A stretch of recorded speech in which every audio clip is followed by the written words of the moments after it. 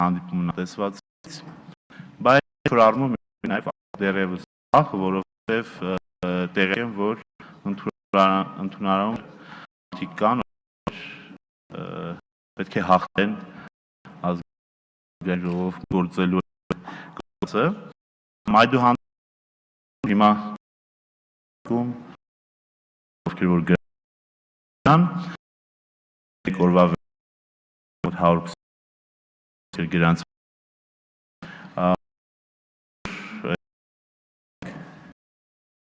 լիքը ավելի հիմա ես պատգամա կան աշխատանք կարգող նաև ակտիվ ունեմ լսումներ բոլորի ազգային ժողովի եկել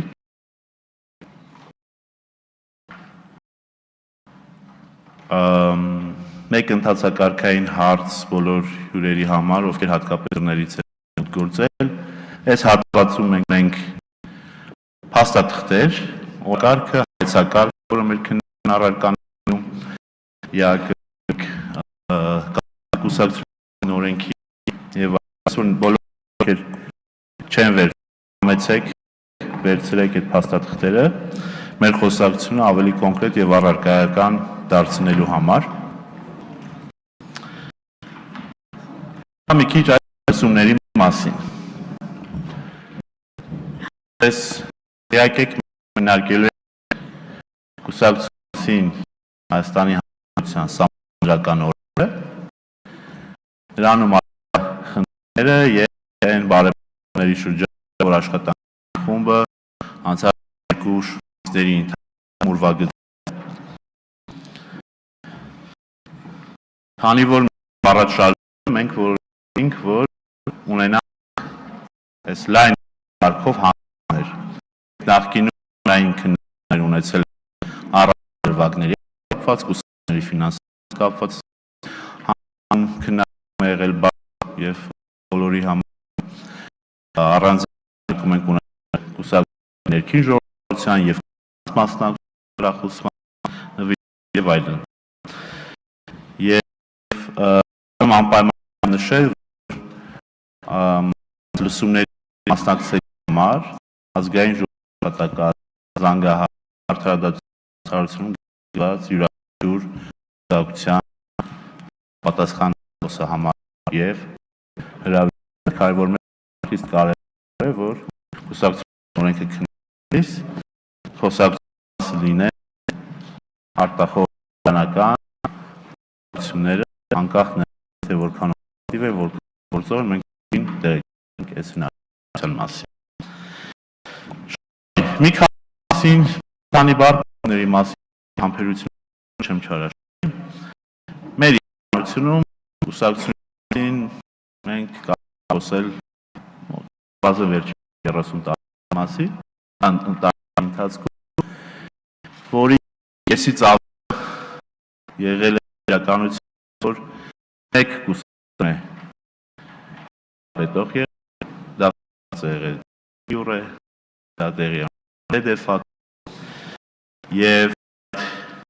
70 տարիների կուսակցական իշխանությունը իր ազդեցություն է ունեցել հասարակություններում, որովհետեւ կուսակցությունը դaf միջև ունի նեգատիվ երանգներ։ Ավելին որ այդ 100 երբ որ 70 տարի վերջին տարիներում արդեն բազմացական համակարգիչներում նորից բազն 3 տարի կեսի ընթացքում անություն է մասին, որ գոյություն է կուսակցություն է օրինակ նաև ոչ այնքան օրինական հաստատելու իր իշխանը եւ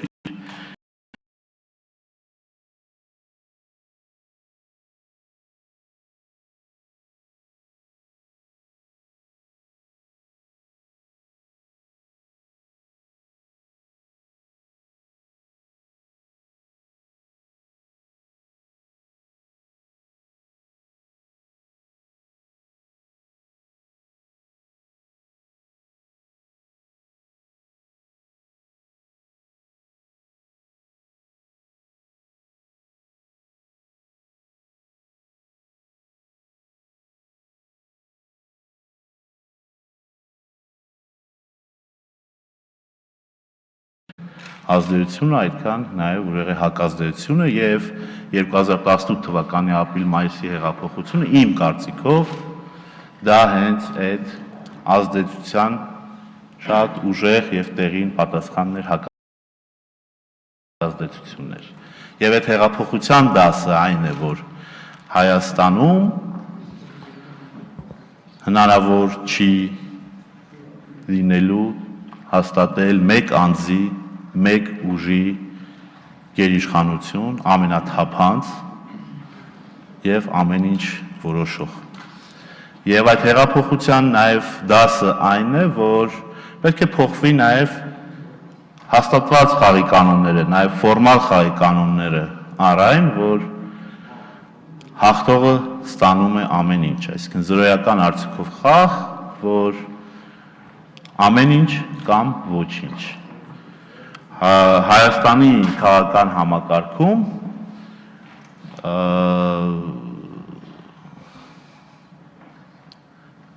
այդպիսի ուժերի հարաբերակցություն ունենալը, պատկերացնելը, որ դա նորմալ իրերի բնույթն է լինելու, նորից իմ կարծիքով իրատեսական չի, որտեղ անցած 30 տարիները նորից ապացուցել են, որ Հայաստանում հասարակությունը, երբ որ քվեարկում է կուսակցությունների կողմից, չի եղել այնպիսի դեպք, որ մեկ կուսակցություն, 95 թվականից ունենք համամասնական ընտրակարգ, որ մեկ կուսակցություն բնական ճանապարհով ստանա ձայների մեծամասնություն 50%-ից ավելը։ Միակ բացառությունը դա 2018 թվականի դեկտեմբերի ընտրություններն էր, որ նորից կոնկրետ շատ տրամաբանություն է եւ ավելի շատ բացառություն է, քան օրինաչափություն, եւ դա պայմանավորված էր նույն հեղափոխության եւ այդ հեղափոխության մանդատի, ուժեղ մանդատի հետ, որի արդյունքով եւ ձևավորվել է այսօրվա ազգային ժողովը, եւ այս ազգային ժողովի խնդիրն է հենց վերափոխել այդ խաղի կանոնները։ Իսկ այդ խաղի կանոնների մի կարևոր մասն է նաև այս ընտրական ամբողջ փոփոխությունների համակարգում, մի մասն է նաև կուսակցությունների մասին օրենքի փոփոխությունները։ Ես երկու նախադասությամբ նաև կուզեմ բացատրել տրամաբանությունը, թե ինչ ենք մենք այստեղից սկսում, որովհետև ընտրական բարեփոխումների մասին ազգային ժողովը նոր ընտրված, ազգային ժողովի խոսակցությունները մենք սկսել ենք ծավալել մարտ ամսից սկսած, կարելի ասել ազգային ժողովի ձևավորման հաջորդ ամսվանից։ Եվ ինձ էլ առանձին էտապներում աշխատանքի տեմպը դուր չի եկել, այդուհանդերձ մենք հիմա արդեն հասել ենք մի փուլի, երբ որ մեր գործընկերների հետ, այստեղ ես հղում եմ կատարում ընդդիմադիր ֆրակցիաների հետ, մենք պարբերաբար նախ ունենք գործողությունների պլան եւ հերթականություն, առաջնահերթություններ եւ ունենք պարբերական հանդիպումներ եւ ունենք նաեւ ֆորմատ, որտեղ ներգրաված են բացի խորհրդարանական խմբակցությունները, նաեւ հասարակական կազմակերպություններ եւ որոշակի պարբերականությամբ նաեւ արտախորհրդարանական ուժեր եւ մեծ հաշվով նաեւ առաջարկությունների համար հարթակ եւ խողովակ է ստեղծված բոլորի համար, բոլոր քաղաքացիների, բոլոր հետաքրքրվածների համար։ Ինչու կուսակցությունների մասին օրենք եւ քարոզարշավ, որովհետեւ նորից համատեղ քննարկումների ընթացքում մենք եկանք այն եզրակացության, որ որքան էլ որ ֆունդամենտալ են ընտրակարգի հետ կապված փոփոխությունները, որոնց շուրջ էլ մեծ հաշվով կա բավական միասնական մոտեցում, չգիտեմ, ռեյտինգային, այսպես կոչված համակարգի փոխանցության հետ կապված եւ այլն, մենք օր առաջ պետք է փորձենք բարելավել էապես նաև վերափոխել կուսակցությունների հետ կապված կարգավորումները, որովհետև այսօր իսկ ունենք քաղաքական դաշտ ձևավորելու համար նպաստավոր պայմաններ ստեղծելու խնդիր, որը երկարաժամկետ խնդիր է, որը պահանջելու է տարիներ եւ որի հաջողությամբ է պայմանավորված լինելու նաև հաջորդ ընտրությունների ինչպիսին լինելը։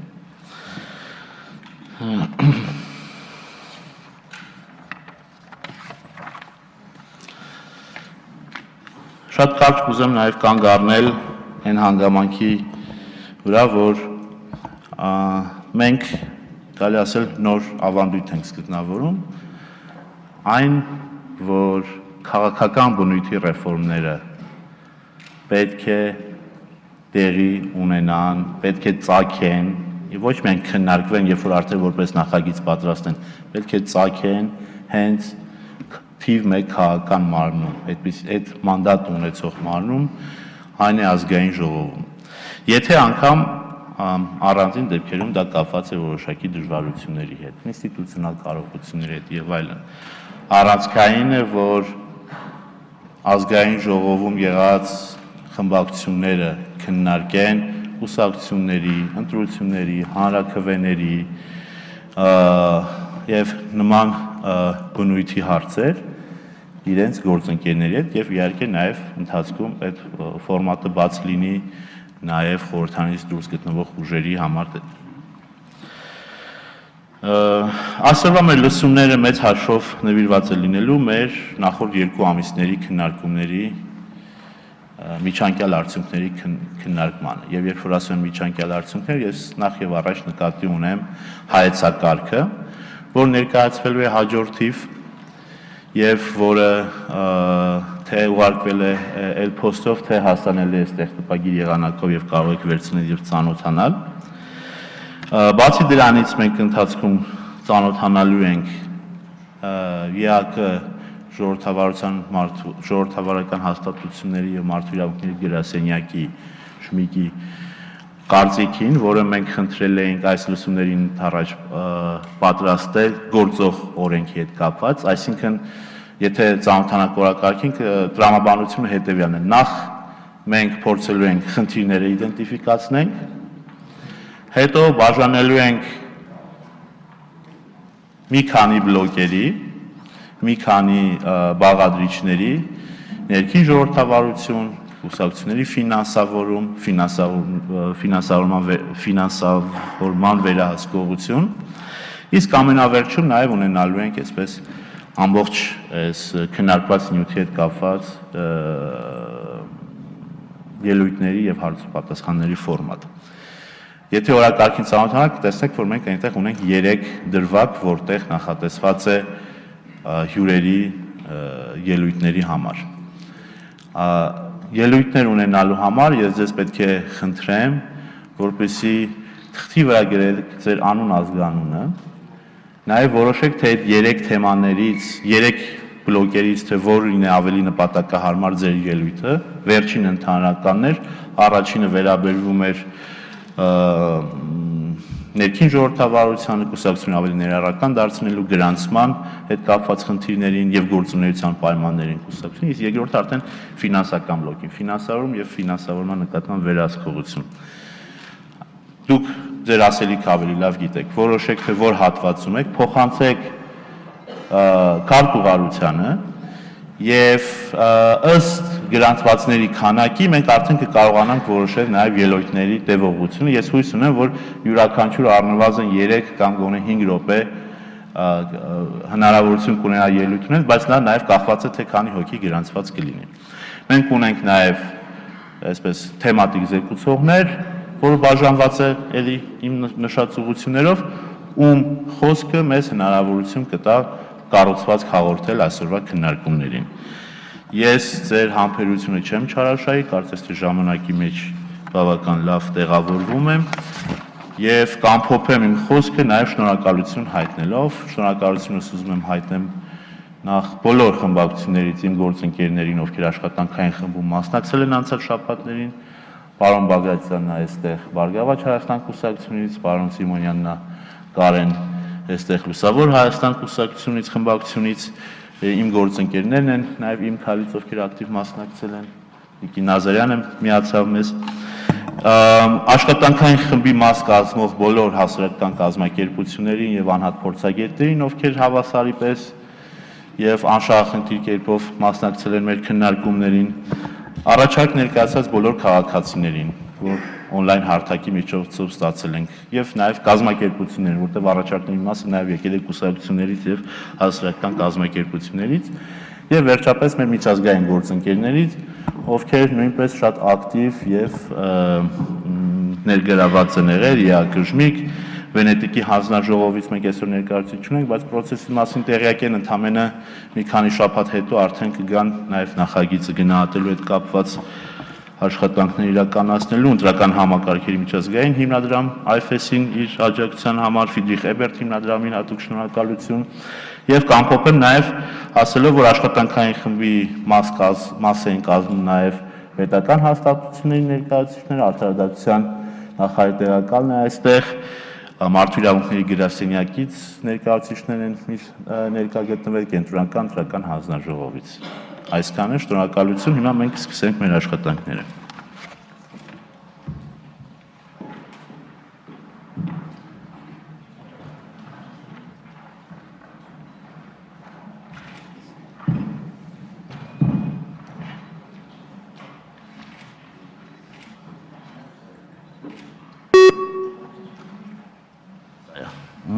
Շատ բարի։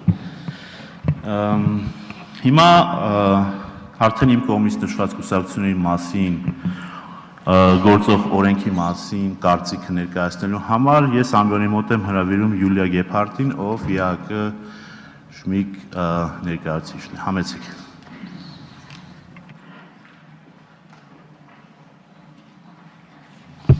Իդեպ ձեր սեղանների տակ կան ականջակալներ, համաժամանակյա թարգմանության համար կարող եք այդպես հետևել խոսքին։ Good morning, everyone. Please let me start by thanking you for the invitation and for the opportunity to come to you and to present our opinion on the constitutional law on political parties. Special thanks goes to the head of the Electoral Reform Working Group and his team for organizing these hearings and helping us with all the logistics as well. First, let me start briefly by outlining the mandate of ODIHR in reviewing the law and the scope of the review that I'm going to present to you. So, OSCE ODIHR has a legislative support unit, which I am part of, and we accept requests from OSCE participating states to review draft or existing legislation and ensure compliance with international standards. In this case, we look at international hard law and applicable regulations. We also look at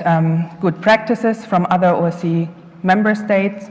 things that might be useful for you in reform of legislation or in drafting human rights compliant legislation. And we also refer to our own OSCE commitments that are politically binding commitments that participating states have taken upon to follow and soft law. In this respect, it is particularly important to mention our ODIHR and Venice Commission guidelines on political party regulation that I'm also referring to in this presentation and that we refer to and rely on heavily in the opinion that I'm going to present. If we receive a request on political party regulation, we are very fortunate to have a ODIHR expert group, a core group of experts on political parties that are senior experts helping us in reviewing this legislation. And two of these experts, Fernando Casal Bertoa and Lolita Zigane, are here with me today. They will speak later on their respective topics. But just so you know that when we review this legislation, we have this panel of experts that also contribute to the legislation and guarantee the quality of the opinion. All of our opinions are publicly online at legislationline.org that you can also find in the handout. The opinion on the law on political parties will be published there today in both English and Armenian, and I know that there are also printed copies for you over there. Just a disclaimer, we work in English and we provide translation of the opinion, but the only official version is the English one, and there might be mistakes in translation, of course. When it comes to this particular opinion, we have received a request in mid-September from the chair of the State and Legal Committee of the National Assembly And the scope of our review is really only the law on political parties. So another disclaimer, the opinion does not cover the entire legal framework regulating political parties in Armenia. The main recommendations of the opinion that are always very concrete and hands-on recommendations on how to bring the legislation that we reviewed more in line with international standards are part of the opinion, and they also, again, part of the separate handout and small summary that you can find over there. So as I said, the opinion analyzes the law on political parties with regard to its compatibility with international obligations, standards, and OSCE commitments. The opinion focuses on areas of registration of political parties, internal party democracy, financing of political parties, financial oversight, and sanctions, and makes a number of recommendations. In general, OSCE ODIHR has already done several opinions on Armenian legislation pertaining to political parties and also the electoral code. We did the OSCE ODIHR and Venice Commission opinion jointly in 2016 on a draft law, the draft of the law on political parties. And we saw that a number of recommendations have already been taken into account in the legislation that was adopted at the end of 2016. With that, let me go into the more substantive part of the opinion. One general remark that we had that we repeated from the 2016 opinion is the recommendation to reintroduce in Article 4 the principle of freedom of political parties and explicitly mention promotion of gender equality and inclusiveness in the law. When it comes to the registration and internal party democracy, again, there were a couple of recommendations from the 2016 joint opinion that have already been implemented. When it comes to reducing the number of initial members necessary or increasing the period for registration following a party's congress. But we still believe that there are some provisions that are overly restrictive and burdensome to future political parties. For example, the decision on establishment, approval of the program and the statute, as well as the formation on governing and supervisory bodies need to still be adopted unanimously, which we have also commented on in the 2016 joint opinion. And we recommend in this opinion and in the current one that a majority or at a minimum a qualified majority of votes of founders should be sufficient. Article 8, paragraph 4 of the law requires to publish the general provisions of the draft statute and the draft program online. And we commented that while transparency of the activities, processes, and aims of political parties is important, the provision introduces a disproportionate limitation that can in fact hinder the prompt registration of a political party, and we recommend this part to be removed.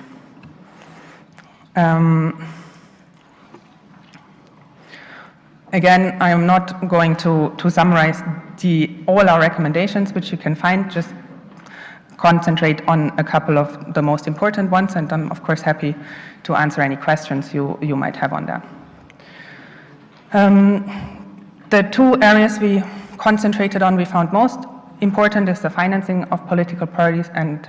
financial oversight. And again, the law mitigates some of the concerns that we had in the 2016 opinions, for example, by adding loans, credits, and debts as forms of donations, and by introducing caps on membership fees.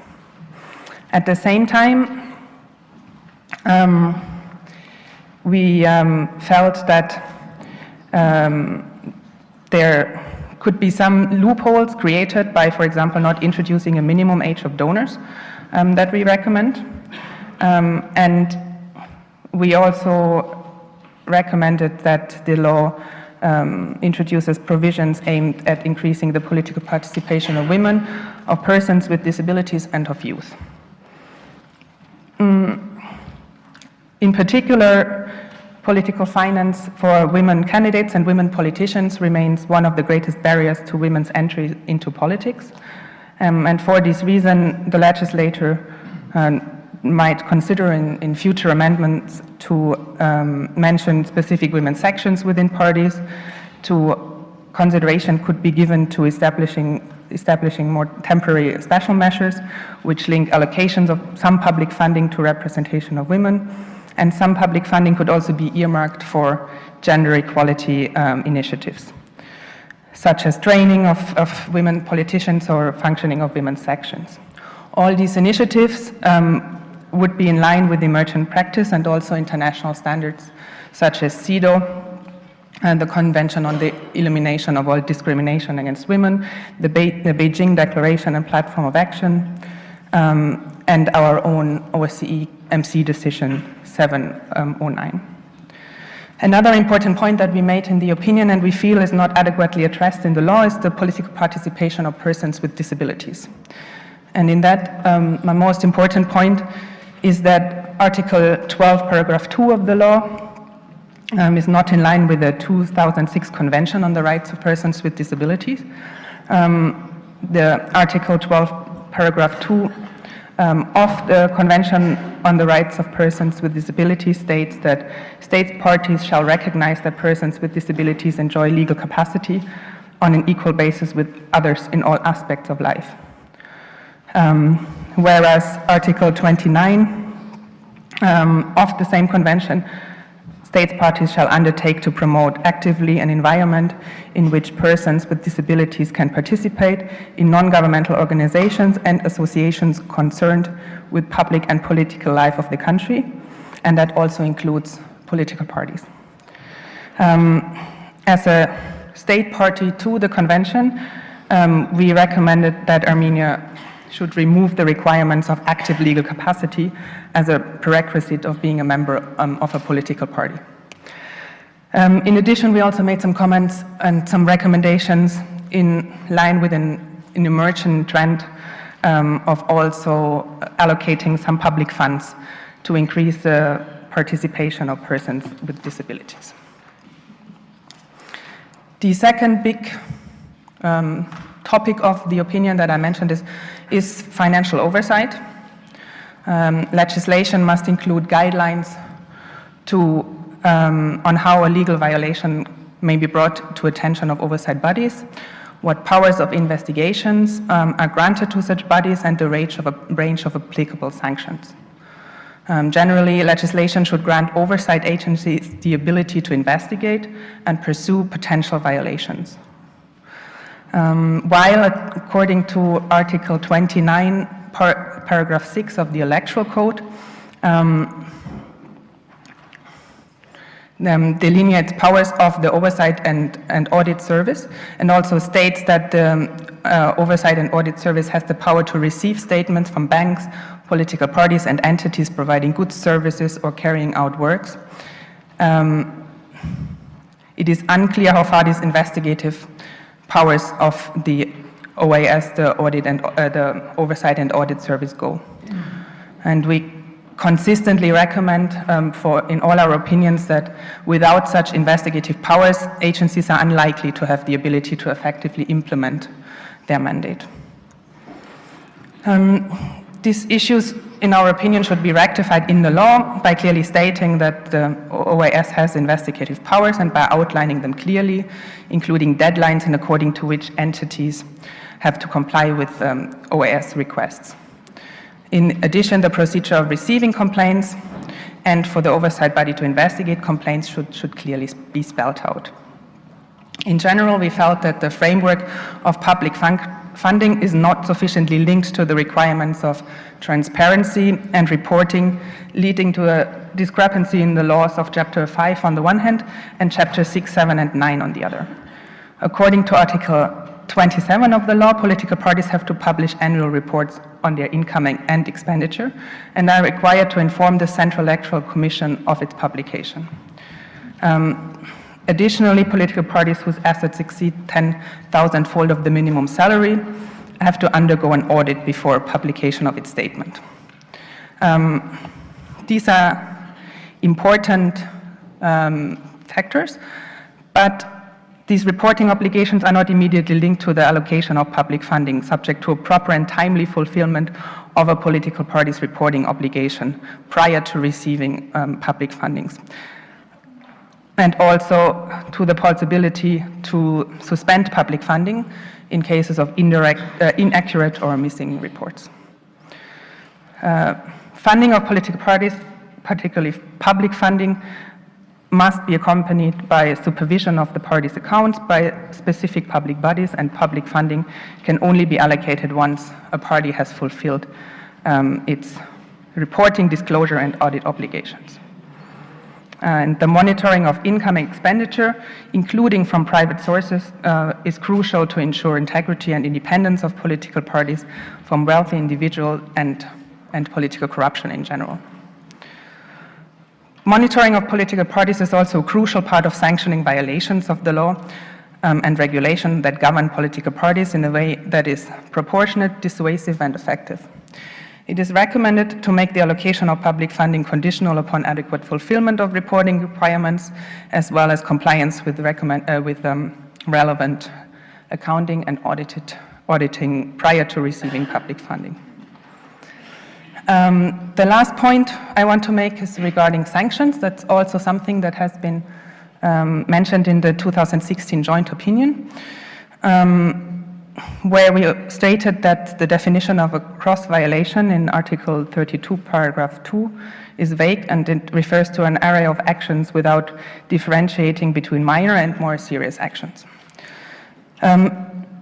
And as we previously mentioned there, the suspension of a political party is a particularly invasive and exceptional measure and should only be imposed in the most serious cases involving particularly grave violations of the rules on donations or on reporting, if any other less invasive measures have proven to be ineffective. Hence, OSCE recommends in this particular instance that the term cross nature of the violation of the law in Article 32 should reflect the gravity of the violation while paying due regard to the proportionality principle, as has been outlined in past opinions by us, by OSCE, ODIHR, and the Venice Commission.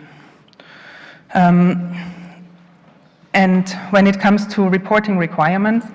the law foresees no possibility of proportionate, gradually escalating sanctions, ranging from fines to suspension or withholding public funding for a set period of time, to the possibility of criminal sanctions. While in the Armenian context, sanctions might be detailed in other pieces of legislation, which I stated earlier we didn't look at also because of time constraints, and not necessarily mentioned in the law, it would be preferable if external legislation were cross-referenced in order to really ensure that proportionate, effective, and dissuasive sanctions are in fact available for all violations of the law. Sanctions should be proportionate and allow for a certain level of flexibility also based on the seriousness of the offense. In summary, there are many areas in which the law is in line with international standards, and OSCE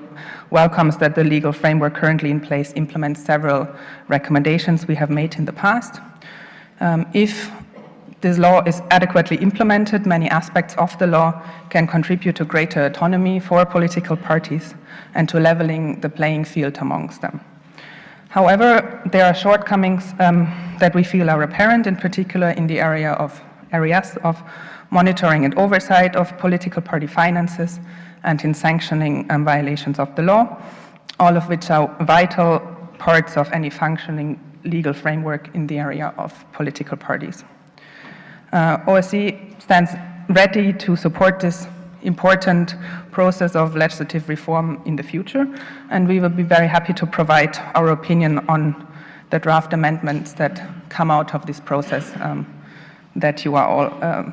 in right now. The experts in the front here and myself, we would be very happy to answer any questions you might have. I don't know if we have time now or otherwise later. I thank you for your time and your attention.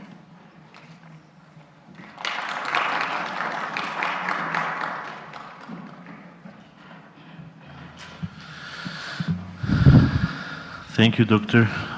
Gebhardt. Ես հետևյալ բանն եմ ուզում առաջարկեմ, քանի որ ելույթը ավելի շուտ վերջացավ եւ մենք ունենք 10 րոպե, մենք կարող ենք հարց ու պատասխանի դառնալ, բայց ես առաջարկում եմ մենք անցնենք առաջ եւ հիմա լսենք դոկտոր Արմեն Մազմանյանին, ում նույնպես ես պետք է իմ ներածական խոսքում շնորհակալություն հայտնել եւ ներկայացնել, որովհետեւ նա աշխատանքային խմբի գործունեության ամբողջ ընթացքում ոչ միայն մասնակցել, այլ նաև հանդիպումների մի մասը վարել է եւ սահմանադրագետ է մասնագիտությամբ, իրավաբան, ով այսօր Հայաստան է ժամանել Բելարուսից, որովհետեւ այնտեղ տեղի ունենալիք ընտրություններին երկարաժամկետ դիտորդություն է իրականացնում եւ մենք աշխատանքային խմբով այսպես պատվիրակել ենք պարոն Մազմանին հետևել մեր աշխատանքներին, քննարկումներին եւ դա ամփոփել հայեցակարգում։ Հետեւաբար հայեցակարգը, որը մեր աշխատանքների այսպես միջանկյալ արդյունքն է, կներկայացվի իր կողմից եւ հետո արդեն մենք ունենանք այդ հնարավորությունը հարցեր ուղղել, իհարկե եթե ժամանակի մեջ տեղավորվենք եւ նորից ուզում եմ անպայման հիշեցնել գրանցվելու ընթացակարգի հետ կապված, որովհետեւ ելույթների համար այդ գրանցումը բաց կլինի մինչև առաջին ընդմիջումը, այնպես որ խնդրում եմ գրանցվեք, շնորհակալություն։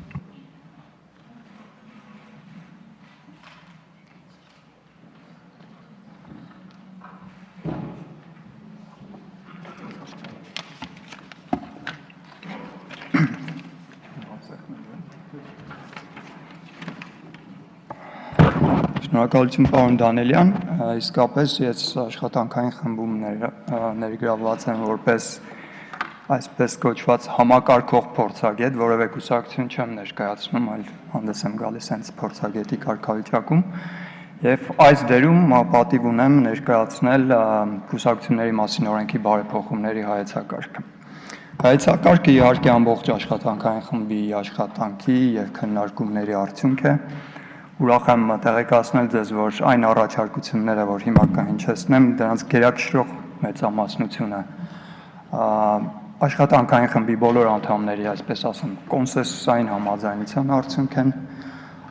մնացածը ընդամենը մեծամասնության արդյունք են, բայց բոլոր դեպքերում բոլոր առաջարկությունները, որ տեղ են գտել այս պայդրությամբ, վայելել են ամբողջ աշխատանքային խմբի, այսպես ասեմ, աջակցությունը։ Դուք կարող եք հայեցակարգում գտնել նաև աշխատանքային խմբի կազմի մասին տեղեկություններ, ուղղակի կարճ ասեմ, որ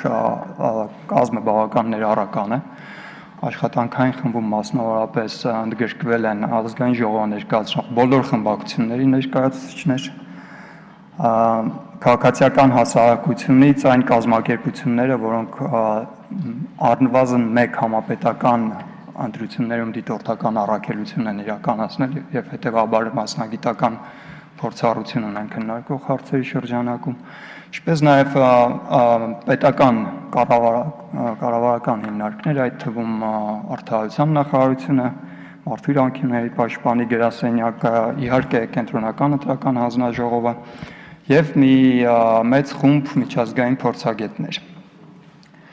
Այդուհանդերձ թույլ տվեք ասեմ, որ աշխատանքային խմբի կարևորագույն թիրախներից մեկը զուտ պրոցեսի առումով դա հանրային քննարկումն է եւ հնարավորինս լայն հանրային կոնսենսուսը այս ռեֆորմի շուրջ։ Արդեն իսկ գործընթացի ընթացքում տեղի ունեցել հանրային քննարկումներ սեպտեմբերի 18-ին, որ նվիրված էր կուսակցությունների ֆինանսավորման հիմնահարցերին եւ հոկտեմբերի 9-ին կուսակցությունների գործունեության ներառականության եւ հատկապես կանանց ընդգրկման հիմնահարցերին։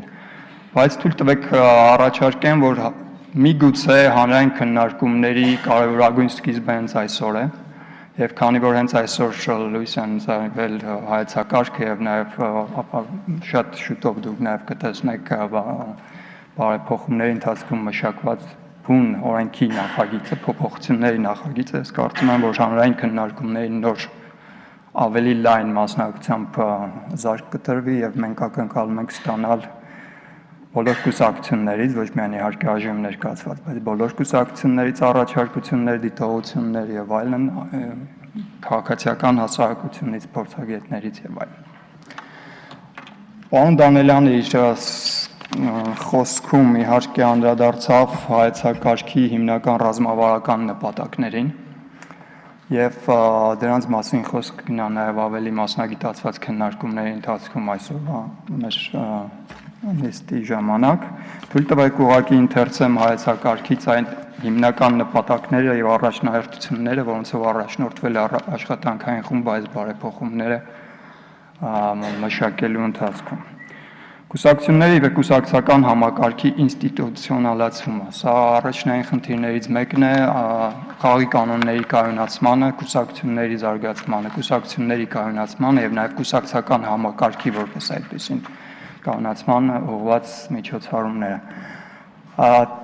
Այսօր դահլիճում մենք ունենք բավական փորձառու միջազգային փորձագետներ եւ ես պետք է նկատեմ, որ նրանցից մեկը այս ոլորտում, հատկապես կուսակցական համակարգի ոլորտում գիտական հետազոտություններ իրականացնող առաջատար մասնագետներից է դոկտոր Կազալբերտան եւ շատ ուրախ ենք, որ նա ներդրում է ունեցել այս հայեցակարգի մշակմանը եւ դուք առիթ կունենաք նաեւ նրա առաջարկությունների մասին լսել հենց իրենից մի քիչ ավելի ուշ։ Հաջորդ կարևորագույն նպատակներից է բազմակուսակցական համակարգի եւ գաղափարական բազմակարծության պատշաճ զարգացումը Հայաստանում։ Մենք գիտենք, որ սա նաեւ սահմանադրական դրույթ է, բայց ես ավելի ուշ կխոսեմ այն կոնկրետ միջոցառումների մասին, որոնք ուղղված են այս սկզբունքի ավելի ակտիվ իրագործմանը եւ ավելի գործնական մեխանիզմներ ստեղծելուն այս ուղղությամբ։ Կարևորագույն բլոկերից մեկը հիմնահարցերի, սրա մասին եւս արդեն խոսվել է եւ շատ դեռ կխոսվի կուսակցությունների ֆինանսավորման թափանցիկության, հրապարակայնության եւ հաշվետվողականության բարձրացումը, կուսակցական ֆինանսների նկատմամբ հանրային վերահսկողության գործիքակազմի կատարելագործումն է, կոռուպցիոն ռիսկերի նվազումը, ինչպես միշտ ակտուալ, եւ խնդրում եմ ուշադրություն դարձրեք քաղաքական գործունեության եւ բիզնեսի տարանջատումը, կուսակցական գործունեության վրա մասնավոր շահերի ազդեցության նվազումը։ Եվ իհարկե ոչ քիչ կարևոր նաեւ կուսակցական գործունեության ներառականության խթանումը։ Այն ռազմավարական կարևորագույն նպատակները, որի նկատի են ունեցվել բարեփոխումները մշակելիս։ Հիմա օգտվելով առիթից եւ ես կարծես թե բավական ժամանակ ունենք կուզենամ անդրադառնամ այն կոնկրետ առաջարկություններին, որ մշակվել են աշխատանքային խմբի կողմից, որոնք ուղղված են լինելու հենց այս նպատակների իրագործմանը։ Պայմանականորեն մենք այս առաջարկությունները բաժանել ենք որոշակի խմբերի, հիմնահարցերի խմբերի, այսպես ասած բլոկերի Եվ ես հետևելով նաև օրենքի կառուցվածքին կառաջարկեմ սկսել կուսակցությունների ստեղծման, գրանցման, կասեցման, արգելման հետ կապված հարցերից, որովհետև դրանք ըստ էության կուսակցությունների ծնունդը եւ կուսակցությունների գոյությունը պայմանավորող պահանջների մասին է խոսքը։ Ներկայացնելով այս ոլորտում բարեփոխումների փիլիսոփայությունը, եթե մեկ բառով, ապա այդ բառը ազատականացումն է։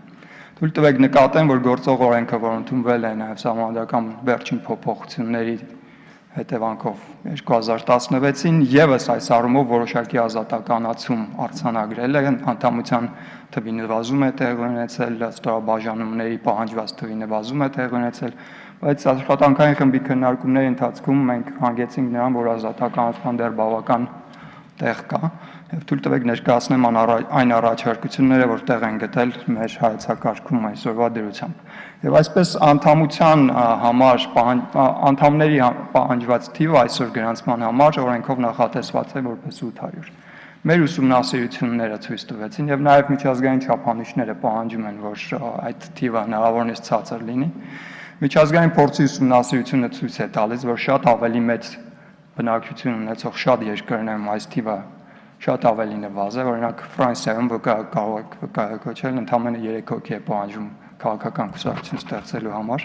Ռուսաստանի Դաշնությունում, որի բնակչությունը անհամեմատելի է մեր երկրի բնակչության հետ, ընդամենը 500 հոգի։ Ի վերջո, անկեղծ ասած, աշխատանքային խումբը, այսպես ասեմ, չհամարձակվեց շատ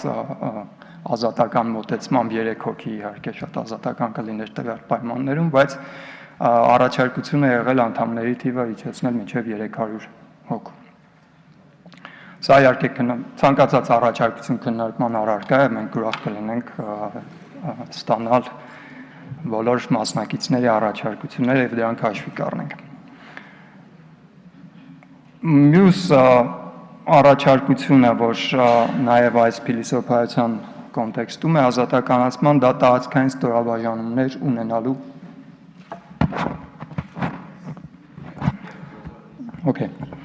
տարածքային ստորաբաժանումներ ունենալու պահանջն է, որ այսօրվա օրենքում բավական բարդ ֆորմուլայով է ներկայացված, մոտավորապես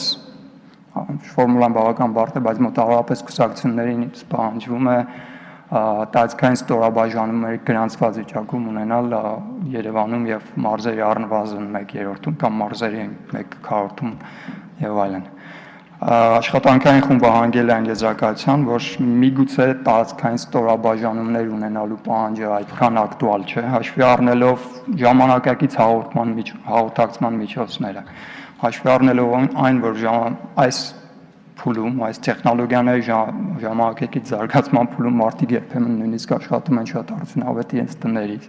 Եվ հատկապես այն իդեպ դա նաև կարգավորող մարմնի նկատառումներն են, որ այս պահանջը ի վերջո հանգում է բավական ֆորմալիստական բնույթի պահանջի, այն է կուսակցությունները կարող են ուղղակի ֆորմալ առումով ինչ-որ վարձակալության պայմանագիր ներկայացնել, մինչդեռ ստորաբաժանում փաստացիորեն չունենալ։ Աշխատանքային խումբը առաջարկում է ստորաբաժանումների պահանջը հանել օրենքից ընդհանրապես, բայց կար մեկ լուրջ նկատառում, որ հատկապես ազգային ժողովում ներկայացված կուսակցությունների համար կարևոր է տեղերում ներկայացվածություն ապահովել, քանի որ քաղաքացիները, այսպես ասենք, ըստ իներցիայի այս կուսակցություններին, ազգային ժողովում ներկայացված կուսակցություններին ընկալում են որպես իշխանություն եւ գնում են իշխանության դուռը հենց տեղերում։ Այս նկատառումից ելնելով առաջարկություն է արվում որպես պետական աջակցության միջոց, հատկապես ազգային ժողովում ներկայացված կուսակցություններին ամեն մարզում կառավարությունը տրամադրի գրասենյակ ազգային ժողովի գործունեության ընթացքում։ Խնդրում եմ նկատի ունեցեք, որ սա չի վերաբերվում կուսակցությունների մասին օրենքի գործող այն դրույթին, որով բոլոր կուսակցություններին որոշակի պետական եւ տեղական ինքնակառավարման մարմինների կողմից պետք է տրամադրվեն տարածքներ, հանդիպումների համար վայրեր եւ այլն եւ այլն։ Սա մնում է օրենքում, խոսքը գնում է միայն այժմ ներկայացված կուսակցությունների համար մշտապես գործող գրասենյակ ամեն մարզում ունենալուն եւ սա մենք դիտում ենք որպես հանրային կամ պետական աջակցության ոչ ֆինանսական ոչ ուղղակի ֆինանսավորման այսպիսի մի ձև։ Այս բլոկում մնացած հարցերից կառանձնացնեմ կուսակցությունների կասեցման վերաբերյալ դրույթները։ Մենք գիտենք սահմանադրություն նախատեսում է, որ կուսակցությունները կարող են կասեցվել, դա միայն կարող է տեղի ունենալ սահմանադրական դատարանի որոշմամբ, այնուամենայնիվ թե ինչ հիմքերով կուսակցությունները կարող են կասեցվել, դա արդեն կուսակցությունների մասին օրենքի առարկան է։ Այս գործող օրենքը նախատեսում է երկու հիմք, դրանցից մեկն է օրենքի կոպիտ խախտման հիմքով կուսակցությունների կասեցումը եւ երկրորդը համապետական երկու եւ ավել ընտրություններին չմասնակցելու հիմքն է։ Աշխատանքային խումբը առաջի հիմքով գտավ եւ սա օրենքի տեքստային վերլուծության արդյունք էր եւ նաեւ միջազգային դիտորդների կողմից արված առաջարկության հիման վրա, որ այդ օրենքում, գործող օրենքում տրված կոպիտ խախտման հասկացությունը բավական լայն է եւ պրակտիկայում սա կարող է օգտագործվել, որ այսպես ասենք, որպես մահակ կուսակցությունների դեմ եւ մեր փորձագիտական խումբը ստանձնել է պարտավորություն այս սահմանումը շտկել եւ իսկապես տալ կոպիտ խախտման շատ ավելի հիմնավորված սահմանում, որի պարագայում կասեցումը որպես միջոց կուսակցությունների կողմից օրենքի խախտման եւ այլ դեպքերում որպես միջոց կկիրառվի միայն բացառիկ դեպքերում, ամենակոպիտ խախտումների դեպքում եւ կրկնակի խախտումների դեպքում։ Մյուս հիմքը, որով կուսակցությունները կարող են կասեցվել եւ դա երկու եւ ավելի ընտրություններին չմասնակցելու դեպքում կասեցումն է,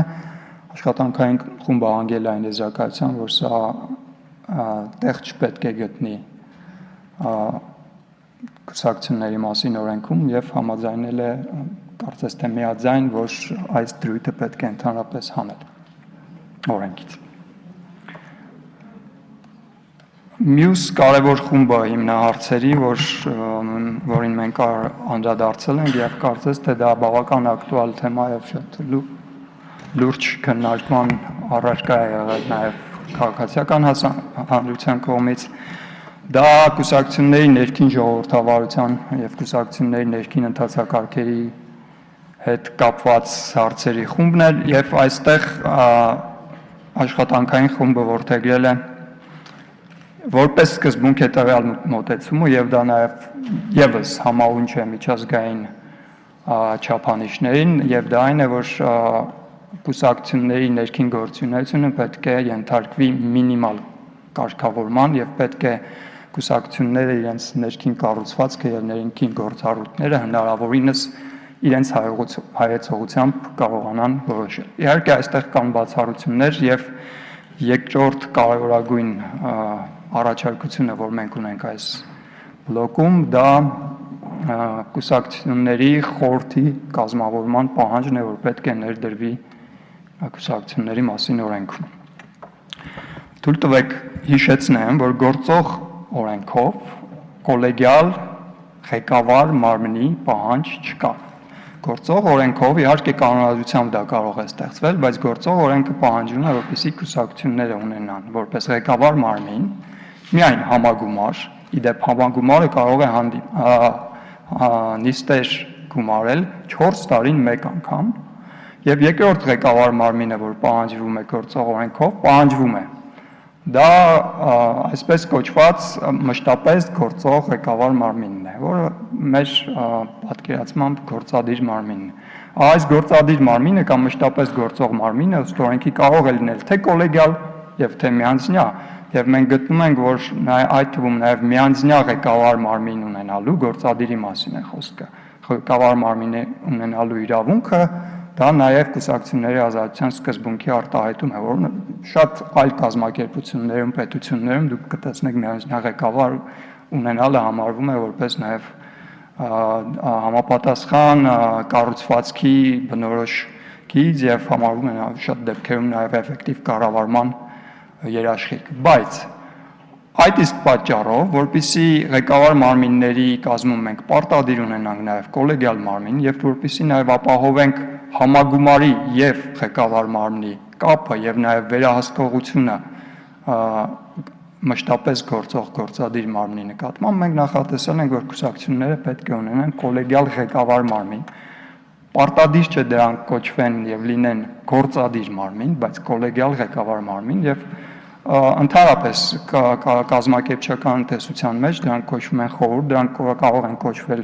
այլ կերպ, ես գտնում եմ, որ կուսակցությունների մեծ մասը այդպիսի մարմին այնուամենայնիվ ունեն, կոչվում է դա խորհուրդ, թե այլ կերպ դա ունեն, որոնք չունեն միգուցե պետք է իրենց կանոնադրությունները համապատասխանեցնեն, եթե այս առաջարկությունը իհարկե ընդունվի այս պահանջին։ Սրա հետևանքով իհարկե կուսակցական ներքին ժողովրդավարության մակարդակը իհարկե կբարձրանա եւ ինչպես ասեցի, նաեւ այս մարմինը գործուն կապող օղակ կդառնա կուսակցության համագումարի եւ գործադիր մարմնի միջեւ եւ նաեւ վերահսկողություն կիրականացնի գործադիր մարմնի նկատմամբ։ Սա մեկ այլ կարևորագույն առաջարկ է, իդեպ ուզում եմ նկատել, որ սա աշխատանքային խմբի նիստերին քննարկվել է միայն անուղղակիորեն, այս առաջարկը մշակվել է հատկապես փորձագիտական խմբի կողմից։ Ուզում եմ մեր գործընկերների ուշադրությունը հրավիրել եւ ակնկալում ենք ձեր նկատառումները, դիտարկումները այս հարցով այնուամենայնիվ ունենալ։ Մյուս կարևոր բլոկը հիմնահարցերի, որ առնչվում է ներքին ժողովրդավարության հետ, դա ներառականության հարցն է։ Ներառականության եւ թույլ տվեք այստեղ նկատեմ, որ նույնիսկ վիճակագրական տվյալները, եթե ուսումնասիրեք, դուք կտեսնեք, որ կուսակցությունների մեծ մասում գերակշռում են որոշակի խմբի ներկայացուցիչները, դա հատկապես վերաբերում է սեռերի ներկայացուցչության ոչ բալանսավորված ներկայացուցչությանը, բայց դա նաև պետք է վերաբերվի նաև ազգային փոքրամասնությունների ներկայացուցչությանը, երիտասարդների, հաշմանդամների եւ այլ խմբերի քաղաքական մասնակցությանը, որոնց ներկայիս քաղաքական մասնակցությունը թեր ներկայացված է, այսպես ասեմ։ Ինչ միջոցառումներ ենք մենք նախատեսել այս ուղղությամբ առաջին, եւ սա միջազգային փորձագետների առաջարկի հիման վրա է այդ թվում տեղի ունեցել, կուսակցության կամ կանոնադրությունում կամ ծրագրում պետք է նախատեսել պարտադիր ընդգրկել դրույթներ, թե տվյալ կուսակցությունը ինչպես է պատրաստվում իր գործունեությունը ավելի ներառական սարքել։ Եվ այս դրույթները պետք է պարտադիր տեղ գտնեն կամ կանոնադրությունում կամ կուսակցության ծրագրում եւ խնդրում եմ հաշվի առեք, որ այս փոփոխության լույսում եւս կուսակցությունների կանոնադրությունները հարկ կլինի վերագրանցել։ Երկրորդ կարևորագույն առաջարկը, որ տեղ է գտել այս ներառականության կոնտեքստում, դա, ինչպես ես ասացի, մենք նախատեսում ենք խորհրդի գործունեություն, խորհրդի պարտադիր ընդգրկում կուսակցությունների կառուցվածքում, ահա խորհուրդը, որը պետք է լինի կոլեգիալ մարմին եւ հավանաբար ոչ պակաս քան 5 անդամ պետք է ունենա, այս պարագայում պետք է պահանջվի, որ խորհրդի կազմում որևէ սեռի ներկայացուցիչները չպետք է գերազանցեն 70%։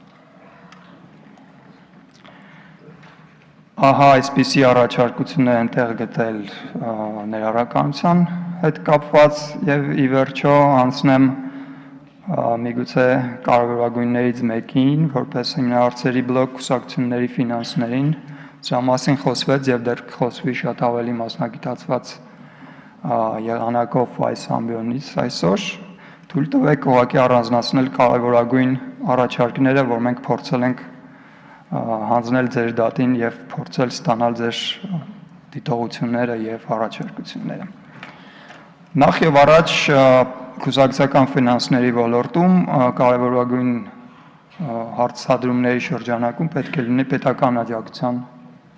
կուսակցություններին պետական աջակցության հիմնահարցը։ Աշխատանքային խմբում բազմիցս քննարկվել է եւ կարծես թե նորից կոնսենսուսային համաձայնություն է եղել այն մասին, որ ներկայումս գործող ներկայումս նախատեսված պետական աջակցությունը բավարար չէ եւ աշխատանքային խումբը առաջարկել է ավելացնել թե կուսակցություններին տրվող պետական աջակցության ծավալը եւ թե իջեցնել այն կուսակցությունների համար նախատեսված շեմը, որոնք կստանան պետական աջակցություն։ Այն մասի թե որքանով եւ ինչ ֆորմուլայով աջակցությունը կմեծանա, կխոսենք միգուցե մի քիչ ավելի ուշ, կարող եմ միայն հիմա ասել, որ աջակցությունը նախատեսվում է ավելացնել բազմակի, միգուցե 5 անգամ, միգուցե 10 անգամ։ Սա կարծում եմ պարոն Դանիելյանը եւ ազգային ժողովի պատգամավորները նաեւ քննարկել են համապատասխան կառավարության համապատասխան մարմինների հետ, ֆինանսների նախարարության հետ, դրա մասին կզեկուցվի այսօր։ Ինչ վերաբերում է կուսակցությունների պետական աջակցության հասնելու շեմին, ապա առաջարկվում է, այսպես ասենք, որպես պիլոտային առաջարկվում է 3%-ի շեմը իջեցնել 2%-ի կամ շեմը պայմանավորել ընդհանրապես ազգային ժողով անցնելու շեմի հետ, եթե օրինակ շեմը 5% է հիմա, ապա 2%-ով իջեցնել դա կլինի 3%, այսինքն փոփոխություն չլինի, բայց եթե շեմներ իջնի, լինի 4%, ապա մինուս 2%, այդ դեպքում կլինի 2%-անոց շեմ։ Նվիրատվությունների հետ կապված բավական լուրջ եւ այս դեպքում ես կասեմ բավական նաեւ համարձակ առաջարկություններ են տեղ գտել։ Համարձակային առումով որ շատ դեպքերում ենք նույնիսկ առաջ ենք ընկել միջազգային չափանիշներից, փորձելով բավականին կտրուկ լուծումներ առաջարկել, տեսնենք թե ինչ արձագանք կունենա դա ձեր կողմից։ Մասնավորապես նվիրատվությունների հետ կապված կարող եմ ասել, որ առաջարկություններից մեկը իդեպ կոնսենսուսով ընդունված եղել է այն, որ պետք է ընդհանրապես նվիրատվությունները թույլատրվեն միմիայն ֆիզիկական անձանց կողմից եւ ընդհանրապես բացառվի իրավաբանական անձանց կողմից, ցանկացած իրավաբանական անձի կողմից նվիրատվություն կատարել կուսակցությունը։ Կարծում եմ նպատակը ակնհայտ է, դա մասնավոր շահերի ազդեցությունը կուսակցությունների վրա հնարավորինս նվազեցնել։ Իհարկե խոսքը չի գնում ընդհանրապես այդ շահերի բախումը, որ տեղի չունենան, այնուամենայնիվ հնարավորինս նվազացնել եւ իրավաբանական անձանց կողմից նվիրատվությունները բացառել։ Բավական հետաքրքիր էր համենայն դեպս ինձ համար տեսնել, որ աշխատանքային խումբը, որում նաև ներկայացված են բոլոր կուսակցությունները ԱԺ-ի, այս առաջարկությունը պաշտպանեցին եւ նորից միաձայն ընդունված առաջարկությունը եւ ուզում ենք տեսնել նաև այլ կուսակցությունների եւ կազմակերպությունների կարծիքը այս առումով։ Մեկ այլ հետաքրքիր առաջարկություն եւ նորից բավական կտրուկ այն է, որ նվիրատվությունների հետ կապված պետք է բացառվեն բոլոր անկանխիկ նվիրատվությունները, ընդհանրապես որևէ անկանխիկ նվիրատվություն, բոլոր կանխիկ նվիրատվությունները պետք է բացառվեն եւ նվիրատվությունները պետք է միայն կատարվեն անկանխիկ, սա իհարկե կբարձրացնի հաշվետվողականությունը, կբարձրացնի նաեւ նվիրատվությունների եւ կուսակցական ֆինանսների նկատմամբ վերահսկողության արդյունավետությունը։ Եղել են որոշակի մտավախություններ առ այն, որ իսկ ինչպես կարող ենք ապահովել, որ այսպես ասենք մասնակցային ժողովրդավարությունը զարգանա եւ քաղաքացիները փորձեն իրենց փոքրիկ ներդրումներով մասնակցել կուսակցության ֆինանսավորմանը, տեխնիկական լուծումներ գտնվել են, մենք կարող ենք այդ մասին խոսել, եթե ցանկություն կունենաք քիչ ավելի ուշ։ Բոլոր դեպքերում գտել ենք, որ նույնիսկ այդ փոքրիկ ըստ բնույթի կանխիկ նվիրատվությունները կարելի է կատարել տեխնիկական այնպիսի միջոցների օգտագործմամբ, որ որոշակի հաշվետվողականության, որոշակի նաև պարամետրերը պահպանվեն։ Ի վերջո, եւս մեկ բավական ռադիկալ առաջարկություն այն է, որ պետք է կուսակցական ֆինանսներից ընդհանրապես բացառվի կուսակցությունների ձեռնարկատիրական գործունեության հնարավորությունը։ Կուսակցություններն ընդհանրապես բացառել զբաղվել ձեռնարկատիրական գործունեությամբ, թե ուղղակի, թե անուղղակի, եւ այստեղ պետք է մասնակի բացառություն սահմանվի միայն հրատարակչական գործունեության համար եւ ԶԼՄ-ների որոշակի տեսակի համար, որոնք կարող են միայն տեղի ունենալ, եթե կուսակցությունը հիմնադրել է սրանց, ապա միայն ոչ առևտրային եղանակով։ Այսինքն կուսակցությունները ոչ կարող են իրենք իհարկե ձեռնարկատիրական գործունեությամբ զբաղվել, ոչ էլ հիմնադրել որևէ կազմակերպություն, որ ուղղակիորեն ձեռնարկատիրական գործունեությամբ է զբաղվում։ Եվ վերջապես շատ կարևոր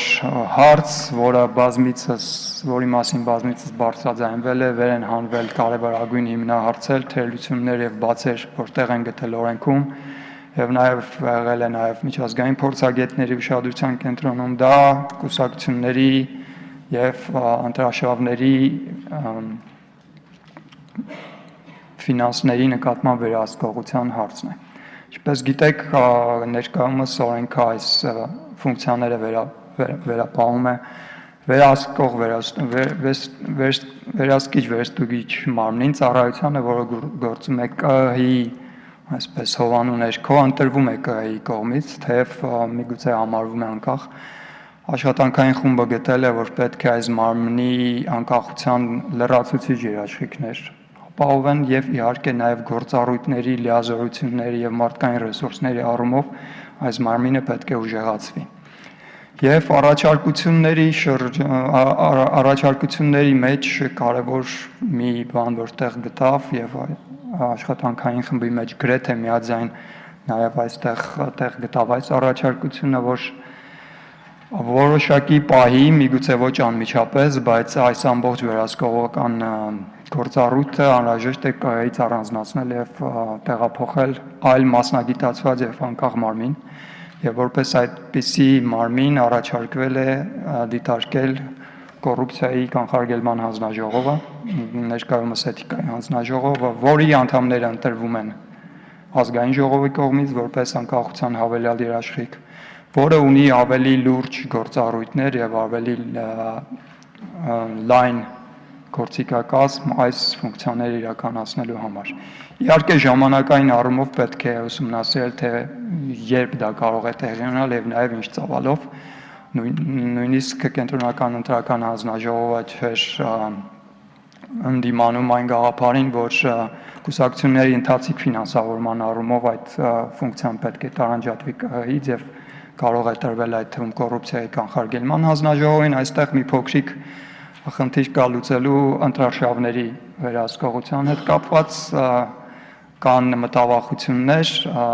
բայց կան նաև տեսակետներ, որ որևէ խնդիր չի առաջանա, եթե նույնիսկ այս ֆունկցիան տեղափոխվի այլ մարմին։ Այստեղ իհարկե տեխնիկական իրավաբանական համահարթեցման, հարմոնիզացիայի խնդիր մենք ունենք եւ կուսումնասիրենք այս հարցը եւ առաջարկություն կներկայացնենք, թե ինչ ծավալով եւ ինչ ժամկետներում սա հնարավոր է օպտիմալ իրականացնել։ Այսքան այս պահի դրությամբ կարծում եմ առիթ կունենանք նաեւ լսել ձեր դատողությունները սան մասին եւ միգուցե պատասխանել ձեր հարցերի։ Շնորհակալ եմ։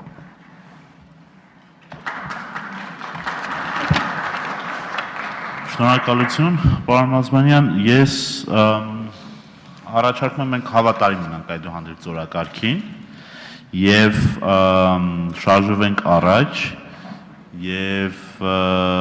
հիմա քննարկենք կուսակցությունների ներքին ժողովրդավարության ներառականության հիմնախնդիրը եւ առաջին այս բլոկում առաջին ելույթի համար ամենի մոտ եմ հրավիրում ազգային ժողովի փոխնախագահ Լենա Նազարյանին։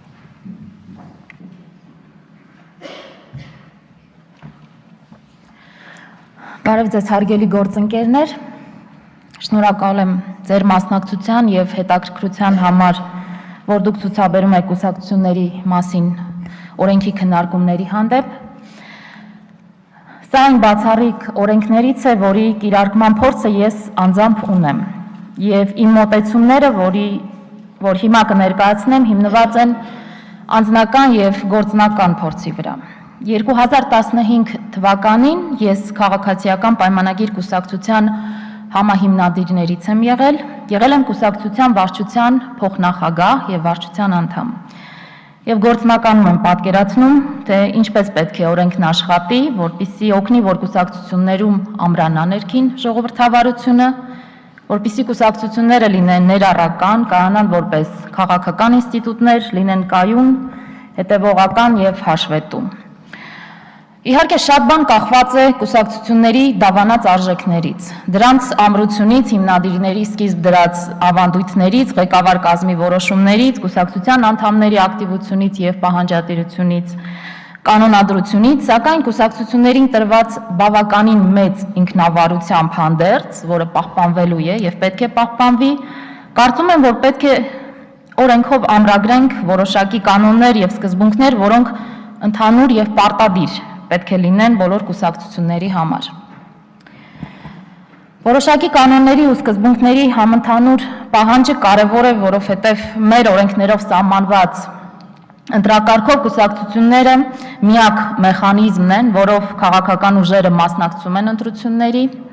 կազմակերպում տեղական ինքնակառավարում, ձևավորում խորհրդարան եւ կառավարություն։ Հետևաբար շատ կարևոր է, թե ինչ սկզբունքներով է ղեկավարվում այդ կուսակցությունը։ Կներեք, բայց ես չեմ հավատում, որ այն կուսակցությունը, որը չունի ներքին ժողովրդավարության կանոններ եւ փորձ, ստանձնելով երկրի կառավարումը, կարող է երկիրը առաջնորդել ժողովրդավարության ճանապարհով։ Որովհետեւ այդ կուսակցությունը իր ներսում չունի պատկերացում, թե ինչ է ժողովրդավարությունը եւ ինչի համար է այն պետք։ Ես չեմ հավատում, որ կուսակցությունները, որոնք մերժում են ներքին ընտրությունների միջոցով ղեկավար կազմի ձևավորումը, ներքին ընտրություններով ընտրական ցուցակների ձևավորումը երկիրը կառավարելիս կապահովեն պայմաններ արդար եւ ազատ ընտրությունների համար։ Ես չեմ հավատում, որ այն կուսակցությունները, որոնք չեն դրսևորում կանանց եւ տղամարդկանց հանդեպ հավասար անխտրական խոսք եւ վարքագիծ, ստանձնելով երկրի կառավարումը կարող է գրեթե հավասարաչափ կանանցից եւ տղամարդկանցից բաղկացած քաղաքացիների համար իրապես ապահովել հավասար իրավունքներ։ Այսպիսով կարծում եմ, որ կան հարցեր, որ կուսակցությունները անկախ իրենց գաղափարների տարբերություններից, անկախ իրենց ղեկավարների պատկերացումներից ու նախապատվություններից պետք է պարտադրված լինել ժողովրդավար ու հավասար անխտրական հնարավորություններ ստեղծեն եւ կանանց եւ տղամարդկանց համար։ Եվ այս հարցերը չպետք է լինեն առանձին ղեկավարների քմահաճույքի դաշտում, որովհետև կոռումպացված, խտրական, ոչ ժողովրդավար կուսակցությունները չպետք է շանս ունենան քաղաքական գործընթացներ զարգացնել Հայաստանում կամ նույնիսկ ինչպես հաճախ տեղի էր ունենում, քաղաքական գործընթացների իմիտացիա անել։ Ահա այս նախաբանից հետո հնչեցնեմ իմ երկու հիմնական առաջարկները։ Առաջին առաջարկում եմ կուսակցությունների ղեկավար կազմերի ձևավորման ժամանակ գործի սեռերի ներկայացվածության ապահովման սկզբունքը, եւ դա կարող է լինել երկու տարբերակով, կամ օրենքով պարտադրել, որ ղեկավար կազմում կամ կոլեգիալ խորհրդում լինի սեռերի ներկայացվածություն, ասենք առնվազն 3% ներկայացվածություն, կամ այլընտրանքային մոտեցում, օրենքով պարտադրել, որ սեռերի ներկայացվածության սկզբունքը ամրագրվի կուսակցությունների կանոնադրության եւ ծրագրի մեջ, որպեսզի ինքնավարության հարցերի հետ կապված խնդիր չառաջանա։ Միջազգային փորձը ցույց է տալիս, որ շատ կուսակցություններ ինքնակամ են որդեգրում այդ սկզբունքը դա ամրագրելով իրենց կանոնադրություններում։ Եվ օգտվելով առիթից ուզում եմ ներկայացնել փաստարկներ, թե ինչու է այսօր սեռերի ներկայացվածության սկզբունքի ամրագրումը լինի օրենքով, թե կանոնադրությամբ հրամայական։ Հավատացեք, որ հեչ հաճելի չէ, որ ես ստիպված եմ այս փաստարկները ներկայացնել, բայց քննարկումների ժամանակ հարցեր առաջացան, թե ինչու պիտի մենք ամրագրենք։ Որովհետև կանայք պետք է զբաղեցնեն որոշումներ կայացնող պաշտոններ, քանի որ նրանք կազմում են բնակչության կեսը։ Եվ այսպես է արդար, հակառակը անարդար է։ Կանայք ունեն կեսաբանական եւ սոցիալական գործոններով պայմանավորված տարբերվող փորձ, որը նույնպես պետք է ներկայացված լինի եւ կուսակցություններում, եւ խորհրդարանում, եւ կառավարությունում։ Կանայք եւ տղամարդիկ տարբեր հարցերում ունեն երբեմն հակասական շահեր, եւ այդ շահերի ներկայացվածությունը կարող է հանգեցնել հավասարակշռված որոշման, հանրության բոլոր անդամների համար ընդունելի որոշման։ Որպեսզի կանանց բարձրաձայնված հարցերը լուծում ստանան, արդյունք լինի, կանանց ներկայացվածությունը պետք է հասնի որոշակի կրիտիկական մակարդակի։ Եթե ներկայացվածությունը կրիտիկական չէ, այն ձևական է։ Եվ հաջորդ առաջարկս վերաբերում է կուսակցությունների ղեկավար կազմի ձևավորմանը։ Ներկայումս գործող կուսակցությունների մասին օրենքը պահանջում է, որ կուսակցությունը իր կանոնադրության մեջ սահմանի, թե ինչ կարգով է ձևավորելու կուսակցության ղեկավար կազմը եւ ինչ կարգով են ձևավորվելու ընտրական ցուցակները։ Հիմա օրենքով կա կամայական գործելու որոշակի դաշտ եւ փաստացի տեղի ունենում այն, ես անվանում եմ կամայական, կարելի է անվանել ազատ։ Նաև, որ հաճախ կուսակցության առաջնորդն է միաձայն որոշում, թե ով լինի կուսակցության ղեկավար կազմում, ղեկավար կազմը տարիներով կարող է չփոխվել, կուսակցության ղեկավարը կամ ղեկավար կազմը որոշում է ընտրական ցուցակը, թե որ թեկնածուն որտեղ կլինի։ Ես կարծում եմ, որ այդպես են կուսակցությունները կոռումպացվում, լճանում, վերածվում բիզնես կազմակերպությունների, կուսակցության անդամները սկսում են առաջնորդվել նեղ անձնական եւ խմբային շահերով, անտեսելով հանրային շահը։ Եվ որպես ժողովրդավարության գործիք մենք նկատի ունեմ քաղաքացիական պայմանագիր կուսակցությունը իր ղեկավար կազմը միշտ ընտրել է պատվիրակների միջոցով, փակ քվեարկությամբ։ Շատ են խոսել կուսակցության կողմից ընտրական ցուցակների ձևավորման ընթացքում նախնական ներկուսակցական ընտրությունների կամ այսպես կոչված պրայմերիզների ներդրման գաղափարի մասին եւ նաեւ արել ենք այդպես, մենք ունենք այդ փորձը։ Միշտ չենք կիրառել տարբեր պատճառներով, բայց ունենք։ Եվ ես շարունակում եմ պաշտպանել այս գաղափարը եւ առաջարկում եմ, որ նորից կամ օրենքով պարտադրել կուսակցություններում ղեկավար կազմի կոլեգիալության եւ ժողովրդավար մեթոդներով ընտրության սկզբունքը կամ նորից որպես այլընտրանքային տարբերակ կարող ենք նախատեսել, որ կուսակցությունները իրենց կանոնադրություններում ամրագրեն իրենց ղեկավար կազմերի ձևավորումը ժողովրդավար սկզբունքներին համապատասխան։ Իսկ դա ներքին ընտրությունն է փակ քվեարկությամբ, գոնե ամբողջ աշխարհում այդպես է լինում։ Եվ հասկանում եմ, որ այս մոտեցմանը գուցե դեմ լինեն այն քաղաքական ուժերը, որոնց անդամները գաղափարական հենքով չեն հայտնվել կուսակցությունում եւ չեն կարող ինքնուրույն որոշումներ կայացնել, բայց ես գալիս եմ այն մտքից, որ կուսակցություններում պետք է գաղափարական մարդիկ լինեն եւ չառաջնորդվեն նեղ անձնական գաղափարային շահերով։ Հակառակ դեպքում մենք չենք ունենա առողջ կուսակցություններ, մենք չենք ունենա առողջ քաղաքական դաշտ եւ քննարկում։ Իմ այս եւ այլ առաջարկները գրավոր կներկայացնեմ համակարգող խմբին եւ հետամուտ կլինեմ թե ինչպիսի արձագանքներ կլինեն այդ կապակցությամբ։ Շնորհակալ եմ։ Շնորհակալություն Տիկին Նազարյան։ Ամբյոնի մոտ է հրավիրում Վարդինե Գրիգորյանը, Հեսինկյան քաղաքացիական ասամբլեայի Վանաձորի գրասենյակ, համեցեք։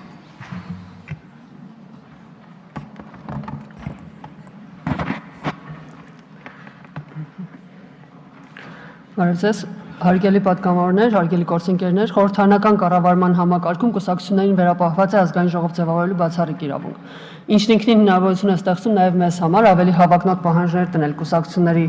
առջև որպես յուրահատուկ միավորումներ, պահանջներ, որոնք կդարձնեն կուսակցությունները ավելի ժողովրդավարական եւ ներառական մարմիններ։ Միաժամանակ պետական եւ հասարակական կյանքին մասնակցության ձևերի լայն սպեկտրը չի կարող վերապահվել միայն կուսակցություններին,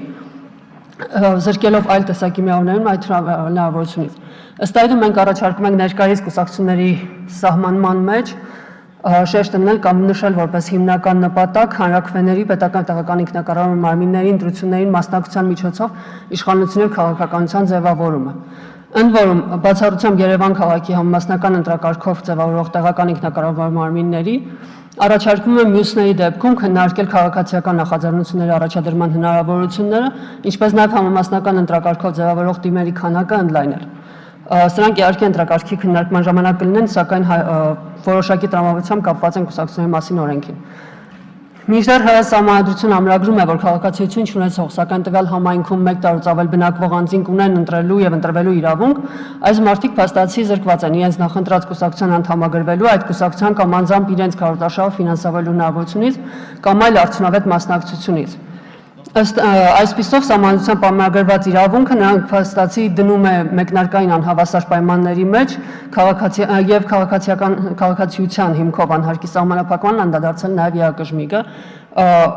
այս վերջին եզրակացության մեջ եւս։ Ըստ այդմ առաջարկում է կուսակցության անդամության եւ կուսակցության քարտաշահի ֆինանսավորման հնարավորություն տարածել ընտրելու իրավունք ունեցող բոլոր անձանց վրա։ Հայեցակարգում նշվեց միայն տեխնացուների մասով, սակայն ընտրելու իրավունք ունեցող անձը եւս պետք է կարողանա իր նախընտրած տեխնացուի քարտաշահին մասնակցել ֆինանսավորման առումով, անդրադառնալով նաեւ այն մտահոգությանը, որ դա փաստացի նաեւ բացառում է 18 տարին չլրացած անձանց անդամությունը, պետք է նշել, որ կուսակցություններում ներգրավման տարբեր ձևեր կան, այսինքն կուսակցությունը պարտադիր չի անդամներ լինեն որպես ներգրավեն եւ երիտասարդական թևը կարող է զարգանալ նաեւ այլ միջոցներով։ Միաժամանակ կանխելով մտահոգությունները քաղաքացիության հետ կապված, ուզում եմ նշել, որ կարող է լինել իրավաչափ սահմանափակում, որ կուսակցությունը կարող է հիմնադրվել միայն Հայաստանի Հանրապետության քաղաքացի հանդիսացող անձանց կողմից։ Այսինքն կուսակցության սովորական անդամ, այսպես ասած, կարող են լինել ոչ քաղաքացիները, ընտրելու իրավունք ունեցող անձինք, իսկ հիմնադիրներ միայն ՀՀ քաղաքացիները։ Ազգային ժողովի ընտրություններում մասնակցության տրամաբանությունը այն օբյեկտիվ հանգամանքն է, որը կարող է թելադրել հիմնադրման եւ գրանցման պահին անդամների նվազագույն թվի սահմանափակումները։ Ըստ այդմ առաջարկվում է հիմնադիրների անդամների նվազագույն պահանջը ներկայիս 100-ից իջեցնել մինչև 80, որը ընտրական անձգրքով սահմանված նվազագույն թիվն է ներկայացվող,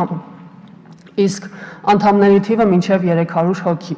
Անդամների թվի մասին նշվեց նաև հայեցակարգում։ Իդեպ ընդհանրապես կարելի է քննարկել անդամների այս թվի պայմանի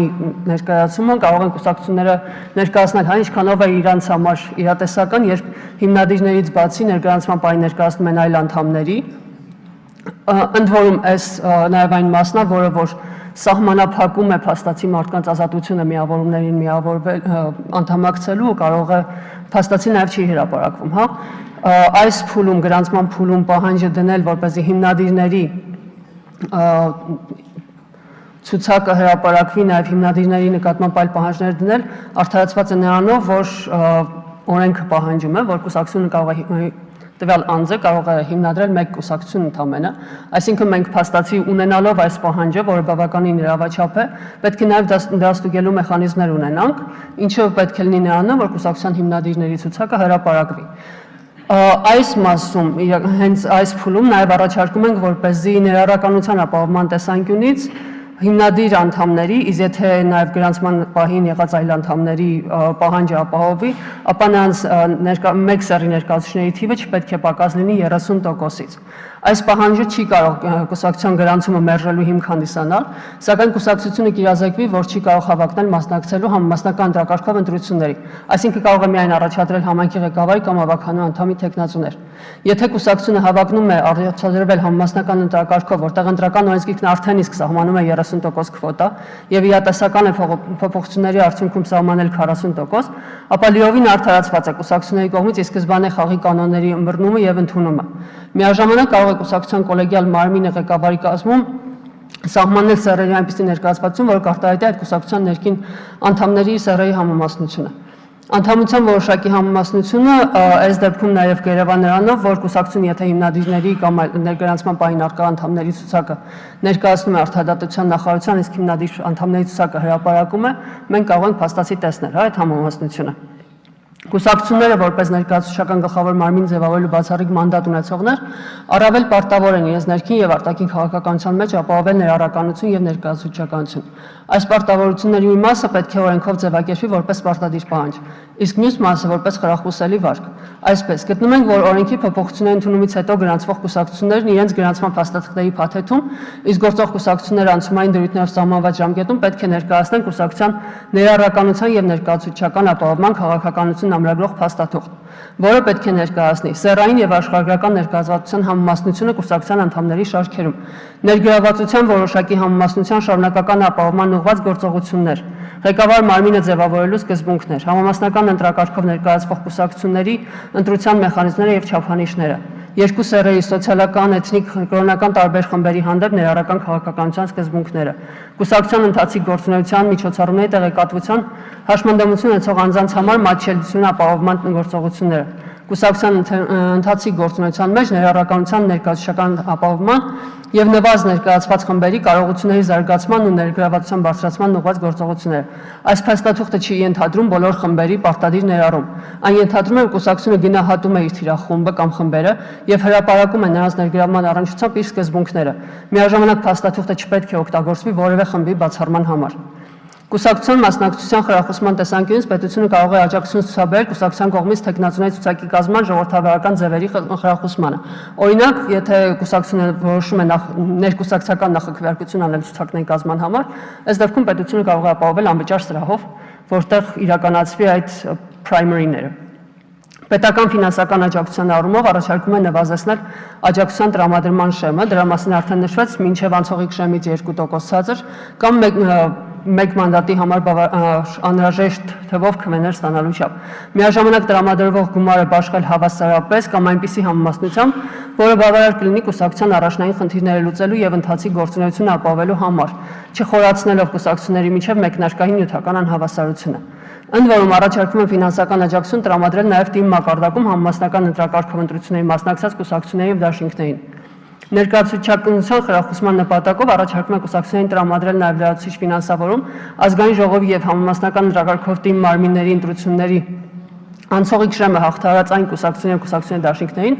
որոնք մանդատների 40-60% տրամադրել են կանանց։ Լրացուցիչ ֆինանսավորումը կարող է տրամադրվել յուրաքանչյուր ծառի ներկայացվածության ընտրական օրենսգրքով սահմանված նվազագույն շեմից ավելի ներկայացված կանանց տոկոսի չափով։ Եվ այս լրացուցիչ ֆինանսավորումը պետք է օգտագործվի կուսակցության գործունեության ներառականության ուղղված ծրագրերով։ Այստեղ կարող է լինել կարողությունների զարգացում, կարող է լինել թե քարտակի կառուցում գրասենյակի մոտ կամ այլ ձևերով ներառականության ապահովման միջոցառումներ։ Գործող օրենքով կուսակցությունների կասեցման համար սահմանադրական դատարան կարող են դիմել միայն կառավարությունը եւ ազգային ժողովը։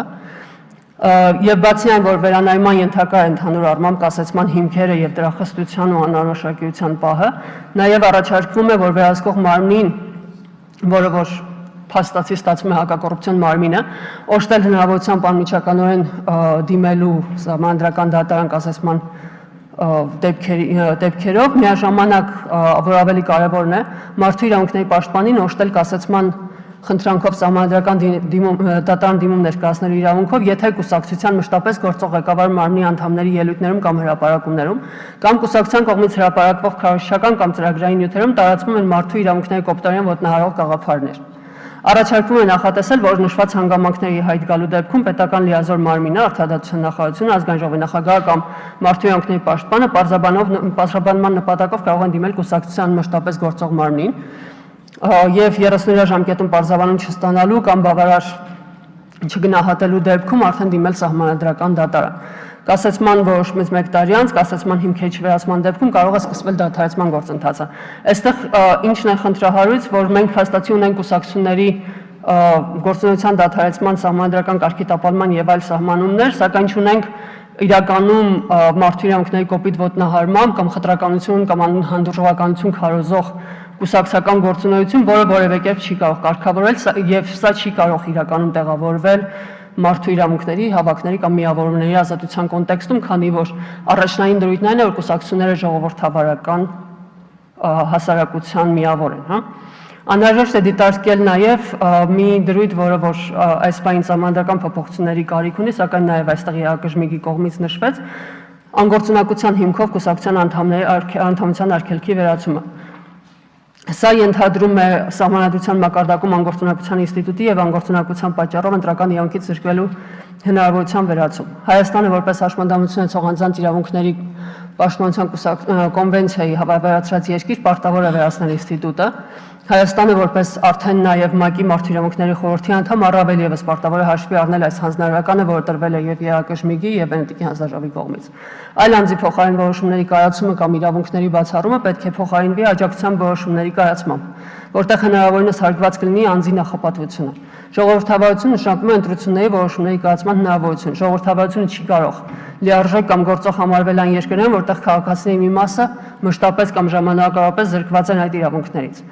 Նրանք կարող է երբևէ չօգտագործեն այդ հնարավորությունը,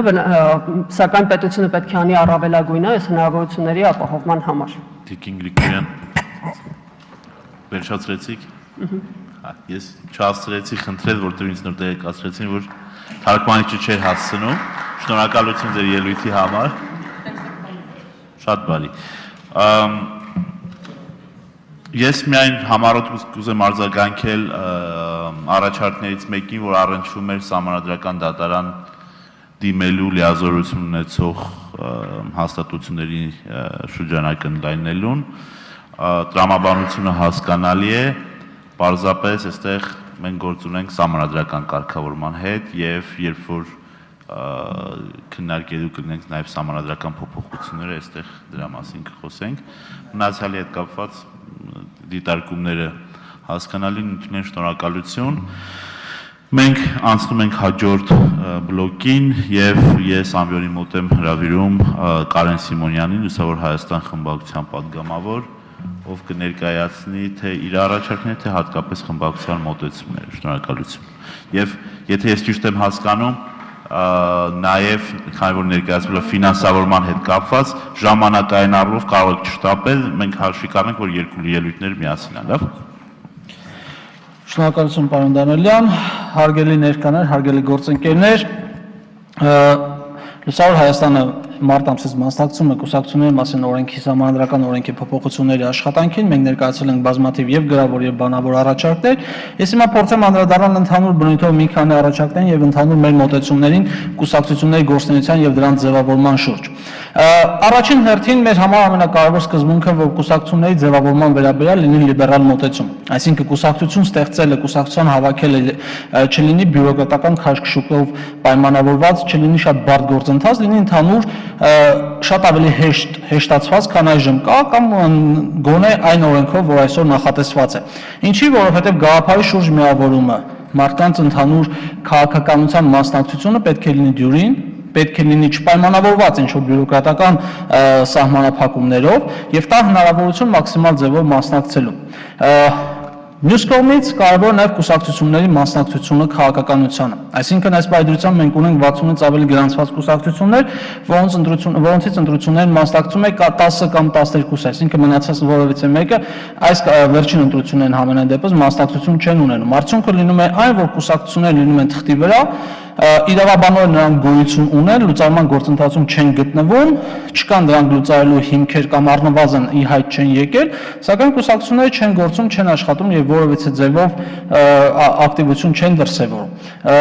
Մենք փորձում ենք նաեւ խուսափել դրանից, փորձելով քաջարել նաեւ քաղաքական մասնակցությունը, փորձելով հեշտացնել դա։ Ու դա հնարավորություն է տալիս մեզ օգտագործել նաեւ պետական աջակցությունը, որովհետեւ պետությունը պետք է տա հնարավորություն կուսակցական համակարգի զարգացման համար։ որովհետև կուսակցական համակարգը զարգացած կուսակցական համակարգն է այն գրավականը, որ հետագայում պետք է լինի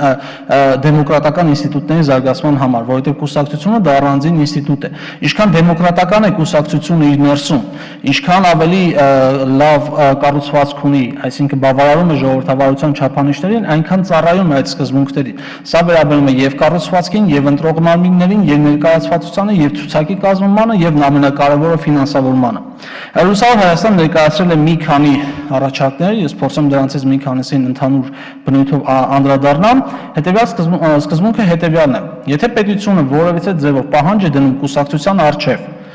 ունենալ տարածքային գրասենյակներ, ունենալ որոշակի թվով անդամներ, ունենալ այս կամ այն մասնակցություն, պետք է համապատասխան ձևով գոնե մինիմալ օժանդակությունը ցուցաբերի։ Մասնավորապես, մենք առաջարկում ենք, որ այն կուսակցությունները, որոնք անցել են բաժանել մի քանի խմբի, զուտ կուսակցության գոյությունը դեռևս չի դիտարկվում, որ դա պետք է ունենա պետական աջակցություն։ Կուսակցությունը պետք է ապացուցի, որ ինքը կենսունակ է, մասնակցի ընտրություններին ու ունենա հանրային աջակցություն։ Մենք մտածում ենք, որ 2% հանրային աջակցությունը կուսակցությունների պարագայում եւ 3% հանրային աջակցությունը դաշինքների պարագայում նվազագույն ցուցանիշն է, որից այն կողմ կարելի է խոսել կուսակցությունների պետական ֆինանսավորման կամ պետական աջակցության մասին։ Ուշադրություն խոսքը չի գնում հաղթահարելու կամ խորհրդարան մտնելու մասին, խոսքը գնում է զուտ աջակցության մասին, որ ստացել են կուսակցությունները։ Դա հնարավորություն կտա առաջին հերթին այն կուսակցություններին, որոնք չեն անցել խորհրդարան, ձեռք բերել որոշակի ինքնուրույնություն, հնարավորություն կտա հետագայում կենսագործունեություն ապահովելու եւ հետագայում ավելի ուժեղանալու խորհրդարան մտնելու համար։ Իսկ խորհրդարան անցած կուսակցությունների համար մենք ենթադրում ենք, որ պայմանները մի քիչ ավելի խիստ պետք է լինեն։ Մասնավորապես պետք է պարտադրվի կուսակցություններին, որոնք մասնակցում խորհրդարանում են, ունենալ մարզային գրասենյակներ, ապահովել մարդկանց հանդիպումը հենց տեղերում, ինչքան սոցիալական ցանցերը, մաս մեդիան այսօր շատ զարգացած լինի, շատ լայն լինի, բայց հասանելիությունը Հայաստանի բոլոր մարզերում պետք է լինի նաև ֆիզիկական, որովհետև ֆիզիկական ներկայությունը եւ վիրտուալ ներկայությունը դրանք տարբեր բաներ են։ Եվ հետեւաբար կուսակցության խորհրդարան անցած կուսակցության պատասխանատվությունը առավել մեծ է։ Հետեւաբար նա պետք է կարողանա առավել կոնկրետ կազմակերպի հենց տեղում աշխատանքները, որի արդյունքում ավելի հեշտ, ավելի սերտորեն կշփվի մարդկանց հետ եւ հնարավորություն կստացվի արդյունքում իրականացնելու ամբողջովին այն պատասխանատվությունը այն գործընթացները, ինչի համար ինքը կոչված է, ինչի համար ինքը հայտնվել է խորհրդարանում։ Այստեղ երկրորդ պայմանը գալիս է, որ եթե պետությունը մենք գտնում ենք, որ պետք է դնի նման պայման, այսինքն օրինակ գրասենյակներ ունենալ բոլոր 10 մարզերում եւ Երևանի, ասենք, առնվազն Երևանում 4 գրասենյակ, ենթադրենք, կամ 10, դա արդեն քննարկել է ինձ թվում աշխատանքային խմբով կքննարկենք, մենք պետք է ասենք, որ պետությունը պետք է նաև որոշակի ֆինանսական աջակցություն տրամադրի այս դեպքում։ Հաշվարկը շատ մինիմալ է, այսինքն դա հաշվարկում է, որ կա 10 գրասենյակ, 10 աշխատող, 12 ամսվա ընթացքում։ Սա մոտավորապես, այսինքն նվազագույն գոնե աջակցությունն է պետք, որը պետք է տրամադրի։ Երկրորդ կարևորը կուսակցությունների կարողությունների զարգացումն է։ Այսօր կուսակցությունները կամ լինի խորհրդարանական, լինի արտախորհրդարանական, մեծ մասը չունի հնարավորություններ օգտվելու հետազոտական լայն բազայից, այսինքն փորձել կատարել անկախ փորձագետների ծառայություններից օգտվել, հասկանալ այս կամ այն հարցի վերաբերյալ հանրային կարծիքը ինչի, որովհետև սահմանափակված է ընդհանուր ունեցած ֆինանսական միջոցներով։ Փորձելու հասկանալ, թե այս կամ այն օրինագծի վերաբերյալ հանրության դիրքորոշումը ինչպես է, ստիպված օգտագործում է սոցիալական կայքերը, ստիպված օգտագործում է ԶԼՄ-ները, ինչը կարող է նաև մանիպուլյացիայի արդյունք դառնալ, այսինքն մանիպուլյացիան հոսքեր կարող են լինել, արդյունքը լինի շատ ավելի բացասական, քան իրականում կա, որովհետև մի բան է վիրտուալ Facebook կամ այլ սոցիալական ցանցերում եղած պատկերը, լրիվ այլ բան է, եւ դու գնում ես ու տեղում ես մարդկանց հետ շփվում։ Պահանջները տարբեր են, մոտեցումները տարբեր են, ընդհանուր վերաբերմունքն է տարբեր։ Ու այս պարագայում ես պետք է հասկանալ կարևորը նաև այդ վերաբերմունքը ինչպես հասկանալ։ Փորձագիտական կամ հետազոտությունների միջոցով, կամ հենց հարցումների միջոցով։ Ինչ այս պայմանությամբ կուսակցությունների մեծ մասը զրկված է։ Այսինքն կարողությունների զարգացումը նաև վերաբերում է կուսակցության անդամների մասնագիտական կարողությունների զարգացմանը, որը թույլ կտա առավել մաքսիմալ կատարել այն պարտականությունները, որ ինքը իր վրա վերցրել է, որովհետև առաջին հերթին այն կուսակցությունը, որը հայտնվել է խորհրդարանում, ունի առաջին հերթին պատասխանատվություն եւ պարտականություններ, եւ այդ պարտականությունները, այդ պատասխանատվությունը կրելու համար պետք է մաքսիմալ մեծ հնարավորություններ ունենա։ Եվ ինչու մենք գտնում ենք, որ պետությունը նույնպես պետք է կարողանա դա տրամադրել։ Ընդհանուր Այսինքն ընդհանուր նաև աջակցություն պետք է տրամադրել ոչ միայն ֆինանսապես, այլ նաև օրինակ տարածքների տրամադրման միջոցով։ Կամ պետական տարածքներ, որ հանդիպումների համար կարող են տրամադրվել կուսակցություններին, եթե կուսակցությունը տվյալ պարագայում չունի գրասենյակ, տվյալ համայնքում չունի գրասենյակ, սակայն ցանկանում է կազմակերպել հանդիպումներ։ Եթերաժամանակի տրամադրում, որը ենթադրում է, որ հանրային հեռուստաընկերությունը, հանրային ռադիոն կարողանան տրամադրել որոշակի եթերաժամանակ կուսակցություններին իրենց գաղափարները, իրենց մտքերը տեղ հասցնելու համար։ Սա հնարավորություն կտա առավել լայն լսարան ունենալու, առավել լավ մտքերը տարածելու, փորձելու իր գաղափարները կիսել ու մարդկանց հետևորդ դարձնել։ Մենք առաջարկում ենք այս պարագայում նաև փոփոխություն իրականացնել ձայների արդյունքում ստացված գործակցի փոփոխություն իրականացնել 0.04-ը փոխարինել 0.2-ով, որ մոտավորապես հնարավորություն կտա որոշակիորեն ավելի լայն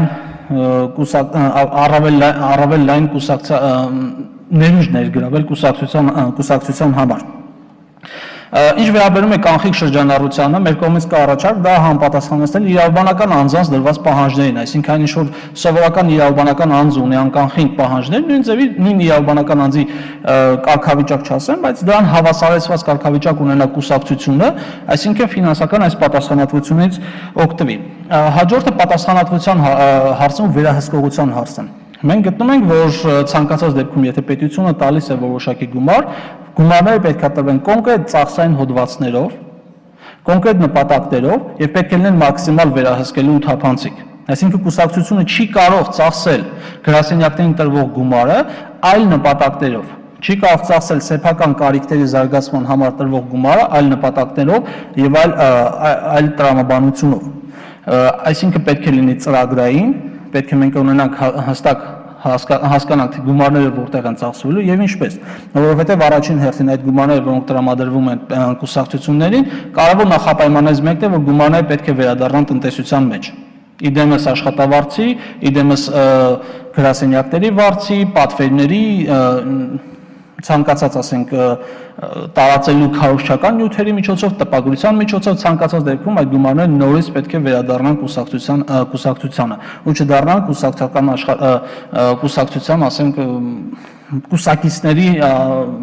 միջև չբաժանվի, հա, այսինքն պարտադիր ձևով պետք է լինի։ Վերահսկողությունը այստեղ մենք գտնում ենք մեր գործընկերների հետ մենք համաձայն ենք, որ պետք է լինի մաքսիմալ ուժեղ ու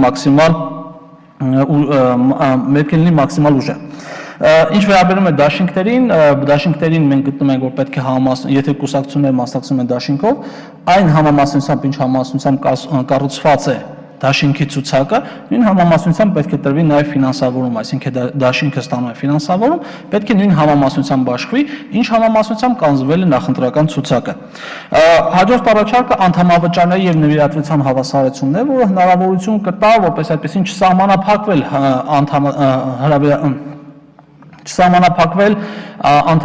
անդամավճարները։ Տեսեք, այս գործող օրենսդրությունով, եթե չեմ սխալվում, 1 միլիոն դրամը չի կարող գերազանցել անդամավճարը, սակայն նվիրատվությունը ֆիզիկական անձի կողմից 1 տարվա ընթացքում կարող է լինել մինչև 10 միլիոն դրամ։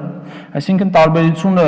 մենք հասկանում ենք ձևակերպման մեջ է անդամավճարը 1 միլիոն, նվիրատվությունը 10 միլիոն։ Այս պարագայում գտնում ենք, որ ավելի լավ է ուղղակի հստակեցնել, մեկ բառ թողնել, ուղղակի դա լինի նվիրատվություն կամ անդամավճար 1 շեմով ընդհանուր, այսինքն կորոշվի ու այս պայմանությամբ գործում է 10 միլիոն շեմը, ինձ թվում է մենք քննարկումների արդյունքում կարող ենք նաև այս շեմի վերաբերյալ քննարկումներ ունենալ։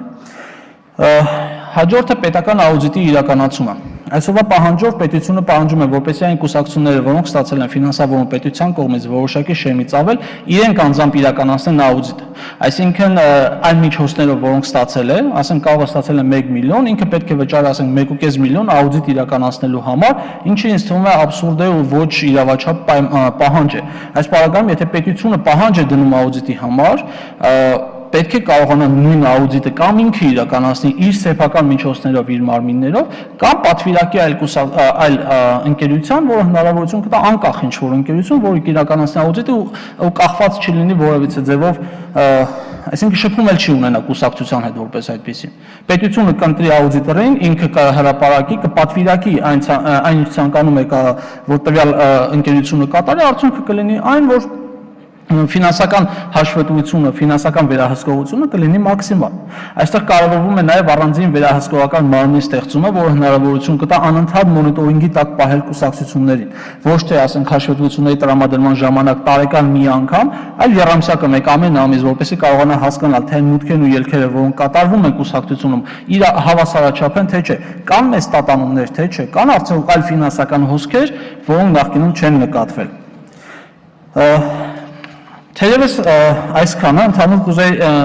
ավելացնել, որ ցանկացած դեպքում կուսակցությունների կուսակցական համակարգի կայացումը առաջնային խնդիր պետք է լինի Հայաստանի համար, կուսակցությունների մասին այս օրենքի փոփոխությունը պետք է լինի միտված դրան, ու հնարավորություն կտա մեզ առաջիկայում այս քննարկումների միջոցով, նաև հետագա քննարկումների միջոցով փորձել հասկանալ այն խնդիրները, որոնք առկա են տվյալ ոլորտում, եւ ինչ է հնարավոր անել, որպեսզի առավել արդյունավետ սկսեն աշխատել կուսակցությունները, ինչպես անել, որ կուսակցությունները լինեն ոչ թե թղթի վրա, ոչ թե լինեն անցկուսակցություններ, այլ լինեն իսկապես այն կուսակցությունները, որ մենք ցանկանում ենք, որ լինեն, որոնք կան արևմտյան մոդելի, որտեղ մեր համար առավել տիպիկ արևմուտքը արևմտյան մոդելի կուսակցությունների, որոնք ժողովրդավարության կրողներն են, այդ կուսակցությունները ունենան իրենց ներքին ժողովրդավարությունը եւ այն ընտրովի մարմինները, որոնք գոյություն ունեն, որոնք նշեց իմ գործընկերը, որ կոլեգիալ պետք է լինեն, պետք է ունենան որոշակի պատասխանատվություն, ունենան հստակ ընտրական մեխանիզմներ, այսինքն թե ինչպես պետք է իրենք ընտրվեն, ինչ սկզբունքներով, ում կողմից եւ ինչ պատասխանատվություն պետք է կրեն։ Ավելի մանրամասն հստակեցի, որովհետեւ այսօրվա օրենքը չի տալիս այդ մանրամասնությունները, ու մեծ մասը իրավասությունների թողնվում է կուսակցությանը, որը սահմանում է իր կանոնադրությունով։ Մենք հույս ունենք, որ նոր օրենքը հնարավորություն կտա առավել հստակ ֆիքսել այս առանձնահատկությունները, մասնավորապես խորհուրդների հետ կապված իրավասությունների եւ նաեւ այլ նոր իրավասություններ սահմանի կուսակցության եւ նրա գործադիր կամ գլխավոր մարմինների համար։ Շնորհակալություն։ Շնորհակալություն, պարոն Սիմոնյան։ Ես ինձ իրավունք վերաբերյալի հերթականությունը փոխել, պարոն Բագրատյան, համեցեք եւ մինչեւ դուք կմոտենաք ամբիոնին, ասեմ, որ ֆինանսավորման հետ կապված ասած արդեն ներկայացված մոտեցումների մի մասով, ինչպես եւ ներկայացված պարոն Մազմունյանի կողմից, կա կոնսենսուս։ Հիմա կլսենք Բարգավաճ Հայաստան խմբակցության ներկայացուցիչ Սերգեյ Բագրատյանին, համեցեք։ Շնորհակալություն, հարգելի նախագահություն, հարգելի գործընկերներ, մենք ի վերջո կարևորագույն մի հանգրվանում ենք, որտեղ պետք է հստակեցվի քաղաքական միավորների հետագա ընթացքը, այս իմաստով միանում եմ բոլոր շնորհակալություններին, որ իմ գործընկեր պարոն Դանիելյանը հղեց բոլոր մասնակիցներին, իսկապես մենք աշխատանքի ընթացքում զգացել ենք բոլոր շահագրգիռ ուժերի մասնակցությունը, հատկապես եվրոպական մեր գործընկերների շատ ակտիվ մասնակցությունը, որը մեր համար խիստ էական է այս փուլում։ Ես կուզենայի փոքր նաև էքսկուրս անենք, շնորհակալություն հայտնենք նաև մեր պատմական, մեր ավանդական քաղաքական ուժերին, որոնք երկար տարիներ, 100-ից ավել տարիներ գործելով Սփյուռքում կարողացել են ոչ միայն քաղաքական միավորի իրենց տեսքը պահպանել մինչև այսօր, այլ նաև հայապահպան հսկայական աշխատանք են կատարել, որը կարծում եմ որևէ այլ երկրի քաղաքական միավոր չի ունեցել նման հանձնառություն եւ հետաքրքիր է ինքը զուտ ուսումնասիրելու իմաստով եւ ինչու՞ չէ նաև քննարկելու թե արդյոք այդտեղ չկան արդար մոտեցումներ, որոնք պետք է նաև փոխանցել նոր ձևավորվող քաղաքական ուժերի հենքում դնելու համար եւ այս իմաստով շատ եմ կարևորում ավանդական մեր կուսակցությունների ներկայությունը հայ ժողովրդի ողջ ընթացքի համար եւ շնորհակալություն հայտնել նրանց պահելու մինչեւ այսօր իրենց կառույցները ցավոք սրտի անկախությունից հետո երեք քաղաքական միավորներն եւ Հայեղափոխական դաշնակցությունը եւ Հնչակյան կուսակցությունը եւ Ռամկավարազատական կուսակցությունը ես մասնակցությունը բերեցին սկզբնական շրջանում, այսօր ռեալ թատերաբնում միայն Հայեղափոխական դաշնակցությունն է, որ ակտիվ գործում է, սա ցանկություն կա, որ իսկապես ակտիվացվեն նաեւ մյուս երկու կառույցները, դա շատ կօգնի մեր քաղաքական դաշտի իրական ընթացքին։ Եվ կցանկանայի, որ նաև նշել, որ 70 տարի տոտալիտար ռեժիմի պայմաններում չկարողանալա մայր Հայաստանում գործել, իրենք կարողացան Սփյուռքում պահպանել այդ կառույցները եւ իսկապես մեզ փոխանցել քաղաքական մշակույթ։ Այսինքն մենք զրոյից չսկսեցինք անկախությունից հետո, մենք ունեինք քաղաքական միավորներ, որոնք նաև մեզ պատրաստեցին, ինչ է նշանակում դեմոկրատիա, ինչ է նշանակում ընտրություն, ինչպես պետք է ընթանալ եւ այդ իմաստով մեր շնորհակալությունը փոխանցում ենք ավանդական մեր քաղաքական միավորներին։ Հիմա մոտենանք մեր օրերին, որ մենք հախուռն 8 տասնյակ քաղաքական միավոր ենք ստեղծել, երևի գաղափարները շատ են, իրագործման դաշտը փոքր եւ բնականաբար հաճախ խնդիր ենք ունենում այս քաղաքական միավորներին նույնիսկ գրասենյակները գտնելու իմաստով, որովհետեւ ես ժամանակին գրանցել են եւ այլևս չեն մասնակցել ընտրություններին։ Զուտ այս իմաստով իհարկե պետք է մենք գտնենք այն լավագույն հնարավորությունը, որ կամ այդ քաղաքական միավորները ակտիվանան կամ իմաստ չունենա իրենց զուտ ձևական մնալը։ Այս իմաստով դա պարտադրանքի ուժով երբեք չի կարելի անել, ավելի քաղաքակիրթ ձև կա, եթե երկու պայմանական ասած երկու համապետական ընտրության չի մասնակցում քաղաքական ուժը, առնվազն պետք է նորից գրանցի, եթե ինքը ցանկանում է այդքանից հետո, ասենք 10 տարի չգործել եւ հաջորդին մասնակցել, վերագրանցվելով մենք կհասկանանք քաղաքական ուժը կենսունակ է թե ոչ։ Եվ այդտեղ հենց մենք ձևավորման հարցում կոնկրետ ես առաջարկներ եմ արել, մասնավորապես գործող օրենքով կուսակցությունները, որպեսզի գրանցվեն, նոր կուսակցությունները հիմնադրվեն, պահանջվում է, որ 100 հիմնադիր անդամը որոշում կայացնի համագումարով, որոշում ունենան եւ այդ պահին ունենան 800 անդամ, որպեսզի կարողանաց գրանցել կուսակցությունը։ Կոնկրետ ես առաջարկել եմ, որ այդ թվերը իջեցնել եւ 50 հիմնադիր անդամով եւ 500 կուսակցության անդամով հնարավոր լինի գրանցել կուսակցություն, կարծում եմ կարելի է նույնիսկ ավելի իջեցնել, որովհետեւ մենք եթե հիմա ուսումնասիրենք միջազգային փորձը, եվրոպական երկրներ կան, որ ընդամենը 3 հոգով կարող են գրանցել այդ կուսակցությունը։ Եվ չի արգելում, գիտեք, գաղափարների բազմազանություն ունենալ եւ պայքարել գաղափարների իրականացման համար։ Բայց ի վերջո մեծ հաշվով ինչ է նշանակում քաղաքական իրավիճակ, բոլորս հասկանում ենք, որ շատ տարբեր գաղափարներ չեն կարող լինել, ի վերջո կամ աչեն, կամ ձախ են, կամ կենտրոնում են։ Այսինքն այս երեք ուղղության մեջ պետք է տեղավորվեն բոլոր քաղաքական ուժերը եւ գերադասելի է, եթե մենք իսկապես նման օրինակ քաղաքական միավոր ենք ստեղծել, որը տեղավորվում է այս ուղղություններից մեկում, համագործակցել այդ ուժերի հետ, գնալ այս ճանապարհով։ Եվ այստեղ շատ կարևոր է նաև ես մեր գործընկերների մոտ տեսա ֆինանսավորման մի հետաքրքիր բանաձև, որ չէի մտածել, հակի մեր գործընկերների մոտ փաստորեն ծրագրայինորեն, որ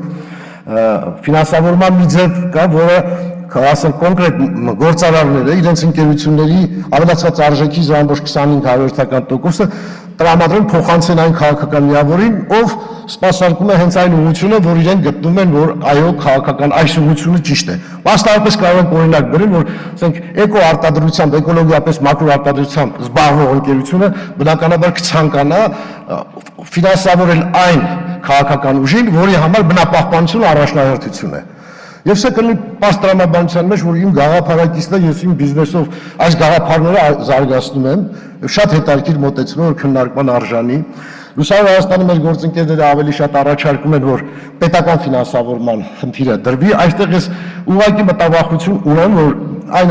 քաղաքական ուժերը, որոնք այս պահին այսօրեական հնարավորություններ ունեն, նրանք շատ կֆինանսավորվեն, եւ այն կազմակերպությունները, որ այս պահին պարլամենտում չեն, բայց ունեն հզոր գաղափարներ, նրանց թեր ֆինանսավորման պատճառով մրցունակությունը կկորցնենք։ Ի վերջո մենք քաղաքական այնպիսի ընթացքի մեջ ենք, որ բազմիցս, քանիցս եւ վերջի անգամ նույնպես նոր ստեղծված քաղաքական միավորը կարողանում է բացարձակ հաղթանակ տանել ընտրություններում։ Սա այնպես չի, որ որևէ այլ երկրում այդպես չի եղել։ Շատ երկրներում, եվրոպական երկրներում էլ բազմաթիվ նման տարբերակներ եղել են, այսինքն մենք չպետք է բացառենք այն կենսունակ ուժերին, որոնք մի օր իսկապես իրենց գաղափարներով կգան դաշտ եւ իսկապես կարժանանան ժողովրդի հավանությանը նրանց գաղափարները։ Եվ նաև ձևավորման ընթացքի հետ կապված ես անհասկանալի եմ համարում, որ կուսակցություն ենք ստեղծում, ոնց որ բանի, ասենք որևէ ընկերություն ստեղծելու գաղափարով մոտենան, բայց քաղաքական միավորը պետք է գաղափարի շուրջ միավոր ստեղծել։ Ոչ թե ստեղծել ինչ-որ բան հետո գաղափարներ լստել, այլ այդ գաղափարի շուրջ հավաքվել մարդիկ, որոնք իսկապես գեներացնում են այդ գաղափարները եւ իրենց մեջ դա նստած է։ Այսինքն մարդը ի ծնե ես նույնիսկ կարող եմ ասել, կամ ազատատեն չէ, կամ դեմոկրատ է, կամ դեմոկրատ չի, կամ ավտորիտար է, կամ լիբերալ, այսինքն այդ մարդը կյանքը ցույց է տալի, որ քիչ է փոխվում իր ապրելու ընթացքում եւ շատ հեշտ է հասկանալ, թե մենք որտեղ ենք։ Եվ դժվար է հասկանալ, թե մեր երկրի հաջողությունը որտեղ է։ Այս մրցակցության արդյունքում պետք է հասկանանք։ Այսինքն մենք հիմա գտնում ենք աչ կենտրոնամետ գաղափարախոսությունը, այս բանին ասենք սպասարկում մեր ժողովրդի շահերը, սոցիալական ուղղվածությունը ավելի կարևոր, թե տնտեսական զարգացում, թե լիբերալ հայացքներն է կարևոր։ Այսինքն սա բոլորը պետք է ժողովուրդը պատասխանի իր քվեով։ Մենք այստեղ ընդհանրապես գաղափարը պետք է փոխանցենք ժողովրդին, ասելով որ մենք սա ենք ցանկանում, Եվ ժողովուրդը կորոշի մեզ ինչքան ձայն տա եւ ինչ ներկայություն ունենանք մենք խորհրդարանում։ Այստեղ իհարկե նորից եմ ասում, անընդհատ մենք բանավիճելու տեղ ունենք եւ դա է բերելու ճիշտ ուղղությունը։ Երբեք չպետք է խուսափել հակադիր կարծիքներ ունենալուց եւ այդ իմաստով իսկապես մեր աշխատանքային խումբը հրաշալի աշխատում է եւ շատ կարեւորում են եւ ցանկություն ունենք, որ արտախորհրդարանական ուժերը մեզ ավելի շուտ միանան նույն քաղաքացիական սեկտորի մեր գործընկերները, որովհետեւ սա կարևորագույն օրենք է եւ այստեղից է սկսելու մեր հաջորդ օրը։ Այս իմաստով նորից միանում եմ գործընկերոջս այն ինչ որ արվել է, իսկապես արվել է բավականին դժվարին աշխատանք եւ այս իմաստով կցանկանայի որ մենք որևէ մի քաղաքական միավորի դուրս չթողենք այս գործընթացից միայն հավաքական միավորով մենք կարող ենք ստեղծել ճիշտ քաղաքական ուժեր, որոնք ճիշտ պայքար կտանեն եւ այն թմբիրը որ կար որ ժամանակին գիտեք ասենք անհնար էր որ մի 10 տարի առաջ կամ մի 7 տարի առաջ հնարավոր լիներ ընդդիմությանը ֆինանսավորել, այդ գործարարի հերը կանից էին։ Բայց մենք այս մշակույթը դեռևս հիմա էլ չենք ձևավորել, ես չգիտեմ հաջորդ ընտրության այդ գործարարի հերը կանից են, թե չէ, մենք պետք է այս մշակույթը դարձնենք անշրջելի։ Այսինքն, այսօր լավ քայլեր արել իշխանությունը մասնավորապես հանրային ծառայությունների կարգավորող հանձնաժողովում, տնտեսական մրցակցության պետական պաշտպանության հանձնաժողովում, հաշվեկնիչ պալատում ընդդիմությանը տեղեր է հատկացել։ Սա մշակույթ է, որ այլևս քաղաքացին չի վախենալու, որ գիտեք, ես ընդդիմության հետ գործ չունենամ, գործս չտուժի, որովհետև փաստացի կառավարման համակարգում ընդդիմությունը հստակ տեղ է ունենում։ Այսինքն նույն ընդդիմությունը կարող ասել, գիտես ինչ ընկեր ջան, ես նույն գործիքակազմը կարող եմ իշխանական գործարարի հանդեպ կիրառեմ, եթե հակառակը լինի։ Եթե օրինակ տնտեսական մրցակցության պաշտպանության հանձնաժողովի որևէ անդամ իշխանական անդամը փորձում է նեղացնել այն գործարարին, որը ցանկանում է ֆինանսավորել ընդդիմության քաղաքական միավորին, այդտեղ գտնվող երկու ընդդիմության ներկայացուցիչները կարող են հակառակ գործողություն անել։ Այսինքն այս ինստիտուտների կայացումը մեզ բավականին կձերբազատի այն պայմանական ժամանակի մշակույթից, որ հանգարց ընդդիմության հետ գործ չունենանք։ Տան մի անդամը ընդդիմության անդամներում սաղ տնով փախնում են, որ հանգարց որևէ մեկի ձեռը չընկնեն։ Փառք Աստծո, որ այդ ժամանակները անցանք, սևակը լավ ուներ ձևակերպում, ասում են կան խայտառակ ժամանակներ։ Մենք այդ խայտառակ ժամանակները դուզենք, բայց այլ խայտառակ ժամանակի չհասնելու համար այսօր շատ աշխատենք, որովհետև ոչ մի երաշխիք չկա, թե վաղը ինչ է լինելու, եթե մենք չենք աշխատել, եթե մենք պասիվ հայեցողական, ասենք մխատը սկրայա, մենք հապարտվելու ենք, որովհետև մենք ակտիվությամբ պիտի բերենք բալանսի։ Մենք որևէ մի իշխանություն առանց ընդդիմության ճնշման քիչ հնարավոր է որ լավ բան անի։ Ընդդիմությունը անընդհատ պետք է շնչի նստի, որ կարողանաս այդ լավ քայլերը անել տալ։ Առաջ անգամ ես որ առաջարկեցի, որ այս տեղերը տալվես, վարչապետը ասաց կարող է խորհրդականից տեղներ ուզեք։ Այսինքն այդքան անսպասելի է, որ մենք ցանկություն ենք հայտնել, որ սա էլ տվեք մեզ այլ։ Իհարկե այդ խոսքը ասած այն ժամանակ, երբ որ ես ասացի պետական վերահսկողության ծառայությունը տվեք ընդդիմությանը։ Հա, վարչապետը դա հակադարձեց, որ եւ հասկացա, որ դեռ պատրաստ չեն դրան, բայց պետք է այդ օրն էլ գա։ Մենք պիտի հասնենք դրան, որ բալանս լինի, որևէ իշխանություն անսահման իշխանություն չունենա եւ չշփոթի այդ իշխանությունը։ Ի վերջո, եթե մենք մեր տան մեջ էլ մեզ չհասենք տուն արի, մենք տղամարդը կարող է տարիներով տուն չգա, բայց որպեսզի տան անդամները չխոսեն, ինքը հարգելով կնոջը, հարգելով ընտանիքի անդամներին, չէ, նաև այդ հայացքներով հասկանալով իրար փորձում են հարմոնիան պահել։ Այսինքն նույնը նաև կարելի ասել իշխանության վերաբերյալ, իշխանությունը անսահմանափակ ձգտումների մեջ է։ Եթե սա վերցնեց հաջորդ քայլն է անում, հաջորդ քայլը անընդհատ ուզում է ինքը վերցնի, պետք է ընդդիմությունը պահի եւ պահի օրենքներով, զսպաշապիկներով, եւ այս հավասարակշռությունը մեր յուրաքանչյուրի աշխատանքի արդյունքում կարող ենք ստանալ, որը մեկը ամենախելացին չի, եւ մենք բոլորս միասին կարող ենք իսկապես ստանալ լավագույն օրենսդրություններ։ Շնորհակալություն։ Շնորհակալություն, պարոն Բագրատյան։ Քանի որ մենք անընդհատ քննարկումների մեջ ենք եւ երբեմն համաձայնում ենք ու երբեմն չենք համաձայնում, ես ուզում եմ այստեղ իմ դիտարկումները երկու բառով առանց շատ ժամանակ ծախսելու ներկայացնել, հատկապես այն մոտեցման հետ կապված, որ ընկերությունը կարողանա իր եկամուտներից կամ հարկերի մի մասը ֆինանսավորել կուսակցությանը։ Գիտեք, երկրները շատ տարբեր են եւ փորձերն են տարբեր։ Կան երկրներ, որտեղ դա շատ նորմալ է, որտեղ որոշակի ճանապարհ են անցել։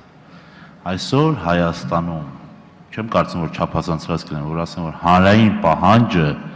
ուղիղ հակառակն է բիզնեսը եւ քաղաքականությունը տարանջատելը։ Ընկերություններին ուղիղ ձևով կուսակցություններ ֆինանսավորելուց հեռացնելն է։ Հետո այստեղ սկզբունքի մակարդակում մի կարևոր հանգամանք կա։ Շահոտ հետապնդող կազմակերպությունը, կորպորացիան, ՍՊԸ-ն, չգիտեմ, անկախ կարգավիճակից անց չի, որպեսզի ունենա քաղաքական իրավունքներ։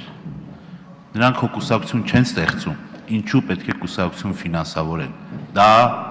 ավելի կոնկրետ, ոչ թե անհատետ, քաղաքացու իրավունքն է, քաղաքացու քաղաքական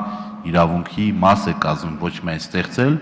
մասնակցել, այլ նաև իր ֆինանսական միջոցներով, իր ժամանակով, իր այլ ռեսուրսներով նպաստել իր նախընտրած կուսակցության առաջ մղմանը։ Շատ լավ, շատ շնորհակալություն ձեր ելույթի համար։ Մենք հիմա անցնում ենք արդեն բացում ենք քննարկումը եւ մենք այս հատվածի համար ունենք 7 անուն, ովքեր գրանցվել են եւ ունենք մոտ 50 րոպե, հետեւաբար ըստ այդ համամասնությամբ կունենանք ելույթները եւ որպես առաջին ելույթ ունեցող ուզում եմ ամբիոնի մոտ հրավիրել Դանիել Իոնիսյանին իրազե քաղաքացիներ միավորում։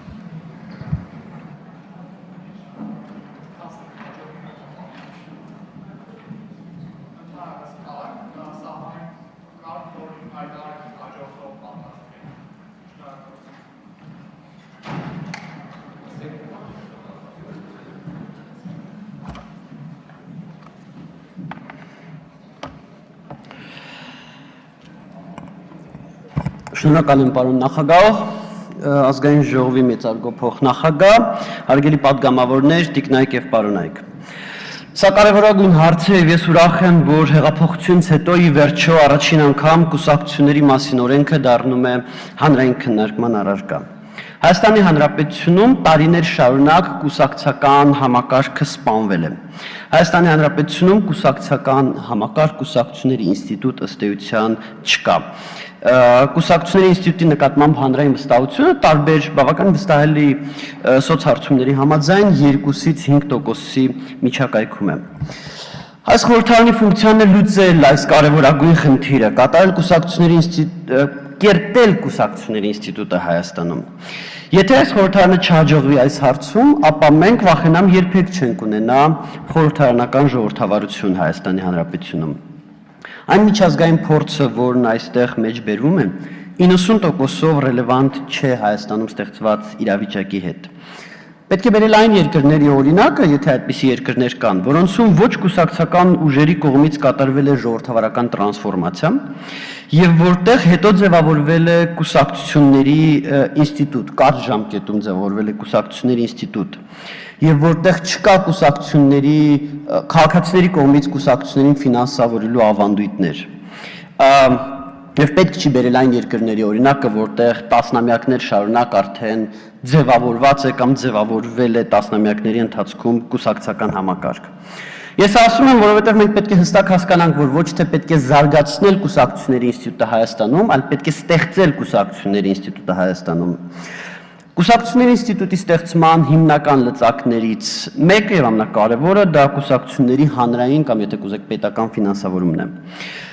Բոլորս ենք հասկանում, որ պետական ֆինանսավորումը պետք է արմատապես ավելացվի, բայց ինչ մեխանիզմով, որ մեխանիզմով պետք է որոշվի, թե որ կուսակցությունը ինչքան գումար ստանա։ Եվ միանգամից արձանագրեմ, որ հանրային ֆինանսավորման թե գործող եւ թե հայցակարգով առաջարկվող մեխանիզմը, այդ թվում նաև այն մեխանիզմը, որը Լուսավոր Հայաստանն է առաջարկում, էապես չեն տարբերվում։ Երկուսն էլ ենթադրում են, որ ֆինանսավորումը կապված է վերջին ընտրությունների արդյունքների հետ եւ նոր ուժերին հնարավորություն չի տալիս զարգանալ եւ մտնել քաղաքականություն։ Միգուցե իմ քայլին ձեռք է տալիս կամ քաղաքացիական պայմանագիր կուսակցությանը ձեռք է տալիս կոնկուրենցիայի մեջ լինել հին ուժերի հետ։ Բայց ես սրտանց չեմ ուզում հավատալ, որ հեղափոխությամբ իշխանության եկած այդ ուժը այդ շահը կգերադասի, ավելի բարձր կգնա տեղում կդնի, քան հանրային ու պետական շահը։ Ասեմ, թե ինչ ենք մենք առաջարկում։ Մենք առաջարկում ենք Հայաստանի Հանրապետության քաղաքացիներին ընձեռնել հնարավորություն, որ այցելելով հարկային կամ որևէ այլ մարմին կարողանան ինքնուրույն որոշեն, թե իրենց վճարած հարկի որոշակի, ընդհանրենք 0.1 կամ 0.2% որ կուսակցության ուղղվի։ Այս կարգավորմամբ մենք 3 խնդիր կլուծենք։ Նախ եւ առաջ քաղաքացիները հնարավորություն կստանան մասնակցել եւ ազդել քաղաքականության վրա ոչ միայն ցույցերի, փողոց փակելու կամ 5 տարին մեկ տեղի ունեցող ընտրությունների միջոցով։ Երկրորդը ի վերջո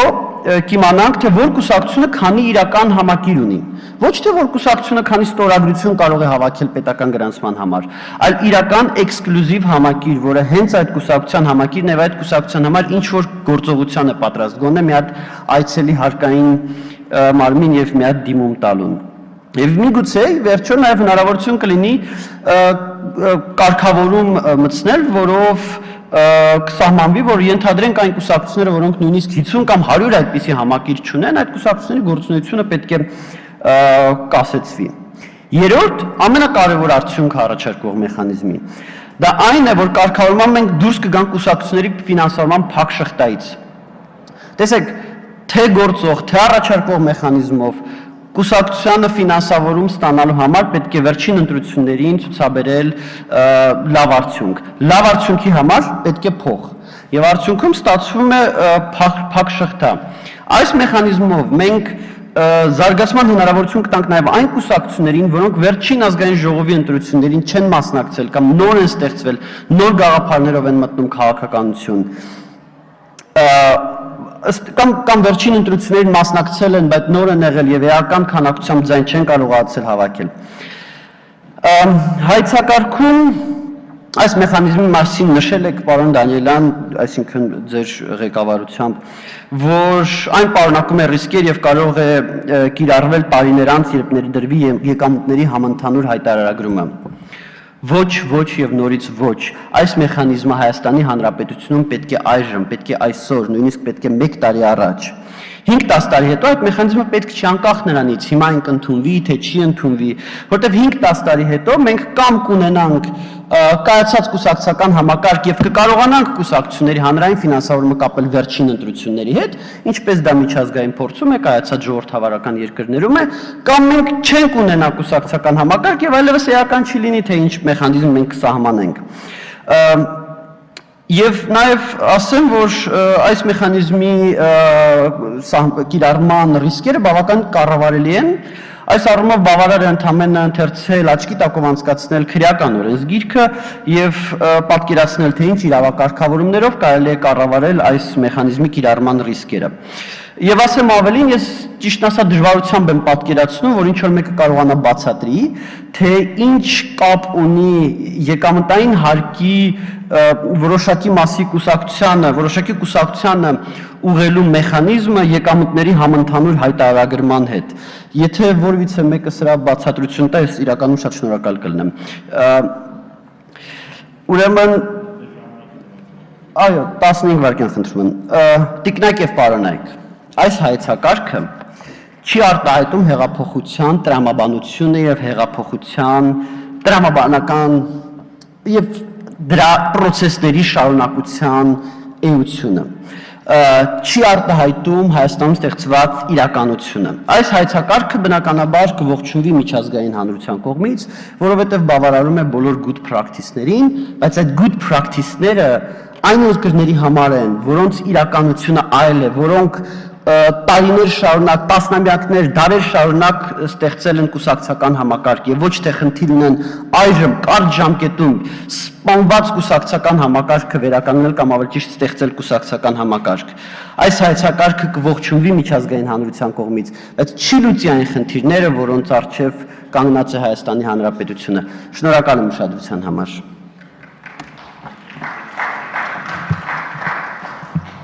Շնորհակալություն, պարոն Մանուկյան, մինչև խոսքը ձեզ փոխանցելը ես այդուհանդերձ պետք է երկու նախադասություն արձագանքեմ։ Առաջինը զուտ փաստի մակարդակում պետք է ֆիքսենք, որ երբ որ պարոն Յունիսյանը ասում էր սա առաջին հանրային քննարկումն էր, դա այդպես չի, հավանաբար նա նկատի ուներ խորհրդարանական լսումներով առաջին քննարկումներ, որտեղ միայն անցած ամիսների ընթացքում եղել են բազմաթիվ հանրային քննարկումներ։ Երկրորդը առնչվում է, այստեղ մի կարգավորման մասին խոսք գնաց, բայց բացի դրանից մենք նաև այլ հանգամանքներ են քննարկել եւ ուզում եմ ֆիքսենք մենք բոլորովս, որ պարոն Իոնիսյանի ղեկավարած հասարակական կազմակերպության ներկայացուցիչը միշտ ներկա եղել այդ քննարկումներին եւ այնպես չի, որ այս քննարկումները եւ հայեցակարգը, որ արտացոլվել է, առնչություն չունի նաեւ այդ կազմակերպության հետ եւ ապագայում պարոն Իոնիսյան, ես ձեզ կոչ կանեմ, որ ինքներդ նաև ներկա լինեք եւ նման բուրըն ձևով պաշտպանեք ձեր գաղափարները եւ առաջ մղեք ձեր գաղափարները։ Շնորհակալություն։ Պարոն Մանուկյան, համեցեք։ Բարեողջույն բոլորիդ։ Շնորհակալություն հրավերի համար։ Դիտողություն իմ ընկերոջը Յոնեսյանին, Հայաստանում կուսակցական համակարգ կա, այն մեռած չի, 30 տարի այդ համակարգը գործում է։ Ուրիշ բան ան կայանալու, ուժեղանալու խնդիր ունի։ Բայց մեռած չի այդ համակարգը, ներող եղեք։ Կուսակցական համակարգի կայացում ուժեղացումը կախված է ցանկացած երկրի նաև քաղաքական վիճակից եւ սոցիալական վիճակից։ Սա փաստ է եւ Հայաստանում մենք պետք է արձանագրենք, որ սոցիալական ծանր վիճակի գոյությունը միշտ խոչընդոտել է կուսակցությունների առավել զարգացմանը։ Մասնավորապես մի երկրում, որտեղ համախառն արդյունքի 50%-ը գտնվում է 15 ընտանիքների ձեռքում եւ 35% աղքատության գրանցում կա, այդպիսի երկրում կուսակցական լայն կայացած ժողովրդավար համակարգ դժվար է ակնկալել, ուստի մեր խնդիրը պետք է լինի ոչ թե կուսակցական համակարգ ստեղծել, այլ բարելավելը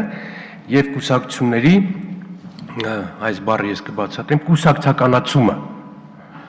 որովհետեւ մինչ այժմ նշած պայմանները Հայաստանում օբյեկտիվ վիճակով ստեղծել են կուսակցություններ, որոնք արձանագրել են իրենց նպատակը, ոչ թե միջոցը, թե ինչպես ստեղծել ժողովրդավար կամ բարգավաճ երկիր։ Եվ ամենևին բացասական չընդունելով, բացասական խնդրում եմ չընդունեք, լուսավոր Հայաստան, բարգավաճ Հայաստան, օրինաց երկիր, սրանք նպատակներ են, շատ լավ նպատակներ անշուշտ, եւ կուսակցությունները պետք է տրանսֆորմացիա արվեն դեպի ինչպես հասնել լուսավոր Հայաստանի, ինչպես հասնել բարգավաճ Հայաստանի, ինչպես հասնել օրինաց երկիր։ Եվ այստեղ առաջ է գալիս եվրոպական արևմտյան մոդելի դասական կուսակցությունների անցնելու մեխանիզմը, մոդել, միջոց, ճանապարհ, մոտեցում, ռազմավարություն այդ նպատակին հասնելու համար։ Եվ ուզենք թե չուզենք, սա մեր ճանապարհն է, ուզենք թե չուզենք, Հայաստանում պետք է ձևավորվեն սոցիալիստներ, կոմունիստներ, ազատականներ, պահպանողականներ, որովհետև այս տիպի կուսակցություններն է, որ ունեն մոդել, մոտեցումներ երկրի զարգացման իրենց տեսակետը ժողովրդին հայտնելու համար։ Եվ սա այսօր մեզ մոտ բացակայում է, կամ քիչ է։ Մենք գնալու ենք այս ճանապարհով եւ կարծում եմ առաջիկա այս քննարկումները եւ քվեարկությունները, ինչպես նաեւ այդ ռազմավարությունը, ես տեսել եմ նաեւ ԿՊ-ի ավելի շուտ կառավարության իրավական փոփոխությունների ռազմավարությունը, այնտեղ մի քիչ նշмарվում է այս բանը։ Մենք պետք է գնանք այդ ճանապարհով եւ ազատագրենք քաղաքացիություն ֆինանսի ու վարչականի ազդեցությունից։ Մեր բոլոր ընտրությունների ընթացքում բավականին մեծ մաս է կազմում մարդկային շփումը, ֆինանսական շփումը, բարեգործությունը, նվեր տալը եւ վարչական ճնշումը եւ նշածը սոցիալական պայմանների այն վիճակում, որի մեջ մենք գտնվում ենք, այս լծակները, այս ճնշումները գործում մեխանիզմներ են դառնում, միջոցներ են դառնում։ Մեր քննարկումների արդյունքը պետք է լինի քաղաքացիություն ազատագրել այդ ճնշումներից։ Եվ քաղաքացուն հնարավորություն պետք է տալ ընտրել գաղափարներ, ծրագրեր, ռազմավարություններ։ Սա է մեր այսօրվա քննարկման քաղաքական իմաստը, քաղաքական նպատակը։ Ստեղծել համակարգ, որտեղ քաղաքացին ազատ է եւ քաղաքացուն սովորեցնենք ընտրել ոչ թե մարդուն, այլ ծրագիրը։ Սեփական երկրի զարգացման մոդելը։ Շատ քիչ քաղաքական ուժեր կան Հայաստանում, որ խոսում են այս մասին, խոսում են, որ ես լավն եմ, ես հարուստ եմ, ես քեզ կբերեմ ես ասֆալտ, դու գիտել, հազար մի բան, բայց երկրի զարգացման մոդել որպես մեր մոտ այդպիսի ներկայացնողներ շատ քիչ են եւ սա պետք է լինի մեր քաղաքական խնդիրը։ Ես ցավում եմ, որ հեղափոխությունից հետո անգամ այս գաղափարը չաշխատեց եւ չգիտեմ փորձ արեցիք, բայց խորհրդանը չկարողացավ համամասնական ընտրությունների մասին դրույթ անցկացնել, մենք 4-5 տարի տառապում ենք համամասնական համակարգի անցնելու համար, նույնիսկ խորհրդանում նախկիններում քարյակ ուժեր կային, երակ ուժեր կային, որոնք կոնցեպտը մշակեցին, կոնցեպտը թղթի վերածեցին եւ ներկայացրեցին ձեր հեղափոխությունը չուզեց, թե չկարողացավ, այնուամենայնիվ դեռ մենք չունենք համամասնական ընտրությունների ցուցակով, համամասնական ընտրությունների համակարգով ընտրություններ անցկացնելու հնարավորություն։ Եվ ես կարծում եմ, ձեր հեղափոխությունը կիսատ կմնա, եթե քաղաքացին նշած ձևով չազատագրվի եւ առաջիկա ընտրությունները միանշանակ չանցկացվեն համամասնական համակարգով։ Համամասնական համակարգը հնարավորինս զերծ կպայի նշածս խնդիրներից եւ քաղաքացուն կապահովի ազատ ընտրություններ։ Վերջում երկու դիտողություն։ Մենք բազմիցս ուղարկել ենք առաջարկներ, հայտարարություններ ենք արել Հայ ազգային կոնգրեսը մշտապես կոնցեպտը ներկայացրել ընտրությունների եւ կուսակցությունների։ Ես զարմանում եմ, որ մենք մասնակից չենք եղել այդ հանձնաժողովի աշխատանքներին։ Հիմա էլ պատրաստ ենք, մենք ունենք կոնցեպտուալ մոտեցումներ ամբողջ ձեր ասած այս համակարգի վերաբերյալ։ Ես մեկ անգամ էլ ձեզ հանձնում եմ մեր երկու հայտարարությունները կուսակցությունների եւ ընտրությունների հետ կապված եւ կարծում եմ առաջիկա քննարկումներին Հայ ազգային կոնգրեսը պետք է իր ակտիվ մասնակցություն ունենա, որովհետև այս բնագավառում գոնե մեր փորձը եւ մոտեցումները ձեզ հայտնի է եւ կարող են օգտակար լինել։ Շնորհակալություն հրավերի համար եւ կարծում եմ մեր առաջարկները ձեզ համար կլինեն կարեւոր եւ օգտակար։ Շնորհակալություն բոլորիդ։ Շնորհակալություն պարոն Մանուկյան։ Ես զուտ առաջարկներ փոխանցելու համար այս առիթը օգտագործեմ եւ նաեւ ոչ միայն ձեզ այլ բոլորին հիշեցնեմ, որ արդեն շուրջ ամիս ու կես է եւ դրա մասին հայտարարել եմ ինքս նաեւ այս ամբիոնից ազգային ժողովի պաշտոնական կայքում գործում է հղում, որով ցանկացած մեկը կարող է նաեւ իր առաջարկները ներկայացնի։ Եվ բացի դրանից մեկ տարի առաջվա եղած առաջարկները, այսպես ասած, ուժի մեջ են եւ բոլոր աշխատանքային խմբի բոլոր անդամները այն առաջարկները, որոնք ստացվել են վարչապետինքից ընտրական փոփոխությունների հանձնարարի կողմից, նորից սեղանին դրված են, բոլորի համար հասանելի են։ Ես ասեմ ձեր ելույթի հետ կապված նաեւ քանի որ ընտրակարգին անդրադարձակ համամասնական, թեև տեխնիկապես անգամ այս ռեյտինգային կոչված էլի համամասնականը համարվում, բայց մեր քաղաքական ուժը թե դա բանավոր հայտարարություններով, թե փաստաթղթերում նախընտրական ծրագրից սկսած մինչև հայեցակարգ ֆիքսել է իր մոտեցումը այդ ռեյտինգային համակարգի հետ կապված։ Պարզապես մենք չենք կարծում, որ մենք վաղը համապետական ընտրություն ենք ունենալու եւ այսօր պետքա փոխենք այդ ընտրակարգը։ Մենք հերթականությամբ ենք այս մինչդեռ կուսակցությունների օրինակ կայացվածությունը, ֆինանսավորումը, դրա թափանցիկությունը ամեն օր առաջ լուծելիք խնդիր է։ Հետեւաբար այդ տրամաբանությամբ ենք առաջնահերթությունները որոշել։ Եվ նույն այս տրամաբանությամբ մեր օրակարգում առաջիկայում նաև սպասվել է թիմ ընտրություն տեղական ինքնակառավարման մարմինների ձևավորման ընտրակարգը, որովհետև մենք ունենք շատ ավելի վաղ նման ընտրություններ, քան համապետական ընտրություններ։ Կներեք, որ օրակարգից մի քիչ շեղվում եմ։ Ես նաև հետևելով առաջարկին ամբողջ ցանկը անունների հերթականությունը հրապարակեմ, որ պատրաստվեք, Գևորգ Հովսեփյանը հիմա կմոտենա ամբիոնին, Նժդեհյան ցեղակրոն կուսակցություն, Վիգեն Խաչատրյան, նախկին պատգամավոր, Անահիտ Աղոյան, ԱԺՄ կուսակցություն, Խաչիկ Հարությունյան, Transparency International, Վարդան Պետրոսյան, Պոլիտեխնիկի համալսարանի դասախոս եւ Հովսեփ Խուշուտյան։ Այս հերթականությունն է լինելու, համեցեք։ Շնորհակալություն հրավերի համար։ Հարգելի պատգամավորներ, նոր պարոն Մանուկյանի լիովին համաձայն եմ պարոն Մանուկյանի այն դիտողությանը, որ կուսակցությունները քանի դեռ կայացած չեն, հեղափոխություն, այդպես ասած, տեղի չի ունեցել եւ չի կարող ունենալ։ Ես կավելացնեմ նաեւ հեղափոխություն մենք հասկանում ենք հետեւյալը, երբ որ փոխվում է սոցիալ-տնտեսական ինչ-որ համակարգ։ Մենք հռչակագրի 7-րդ կետում ձևակերպեցինք մեր իղձերը, համայն հայությունը իղձերը, որի 7-րդ կետում պարզապես նշել ենք, որ օդը, ջուրը, հողը, ընդերքը պատկանում է ժողովրդին, ոչ թե ժողովրդական սեփականությունը, ոչ թե պետական սեփականությունը, այլ ժողովրդի սեփականությունն է, այսինքն ժողովրդի յուրաքանչյուր անհատ նա պետք է իր գրպանում զգա իր հարստության արգասիքը։ Քանի դրա մասին չեն խոսում մեր կուսակցությունները,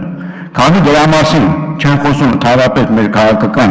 այրերը, մյուսը, ես կարող եմ պարզապես արձանագրել հեղափոխություն տեղի չունեցել եւ հեղափոխություն կլինի այն ժամանակ, երբ որ մենք փոխենք մեր պետական համակարգը։ Պետությունը, եթե հեղափոխություն ենք ասում, պետությունը, ասում իշխանություն պատկանում է ժողովրդին, դա արվում է ընտրություններից իհարկե,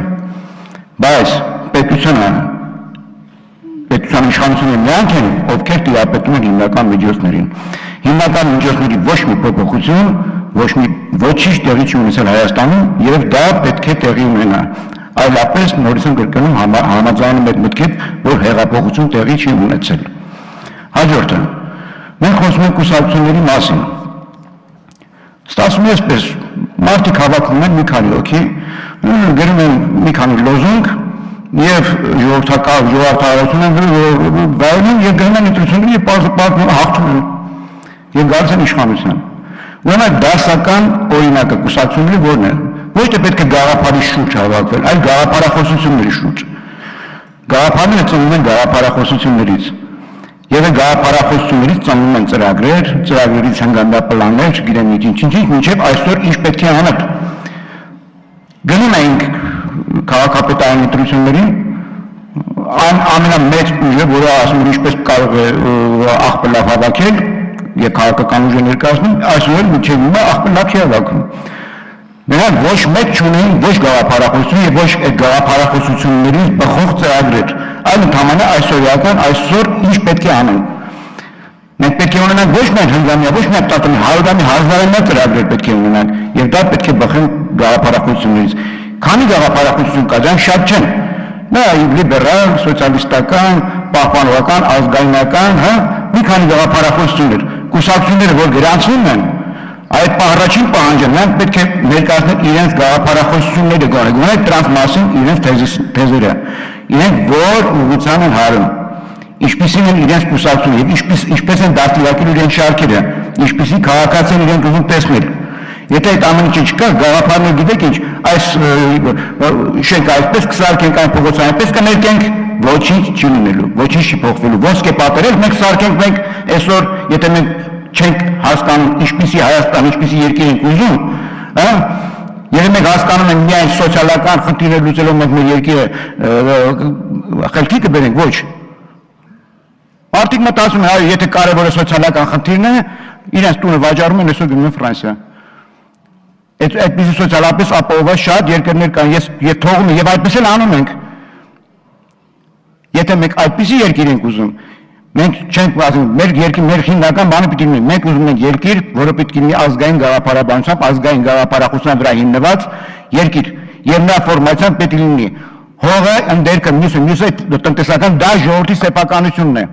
Եվ մենք պետք է այն իղձերը, որ մենք շարադրել ենք մեր հռչակագրում, առավելևս 7-րդ կետում դա պետք է իրականացնենք եւ բոլոր կուսակցությունները այսօր ոչ մեկ դրա մասին չի խոսում։ Եվ այդ կուսակցությունները պետք է ովքեր որ ուզում են գրանցվել, իրենց կարծիքը պետք է բարձրաձայն հայտարարեն։ Իրենք համաձայն են, որ հողը, ջուրը, ընդերքը, մյուսը պատկանի ժողովրդին եւ յուրաքանչյուրը այդ սեփականությունից դիվիդենդ ունենա։ Եթե այո, ապա դրա օրինակները մենք լիք ունենք եւ դա մենք կարող ենք իրականացնել։ Շնորհակալություն։ Շնորհակալություն, հաջորդը խնդրում եմ ամբիոնին մոտենալ Վիգեն Խաչատյանին։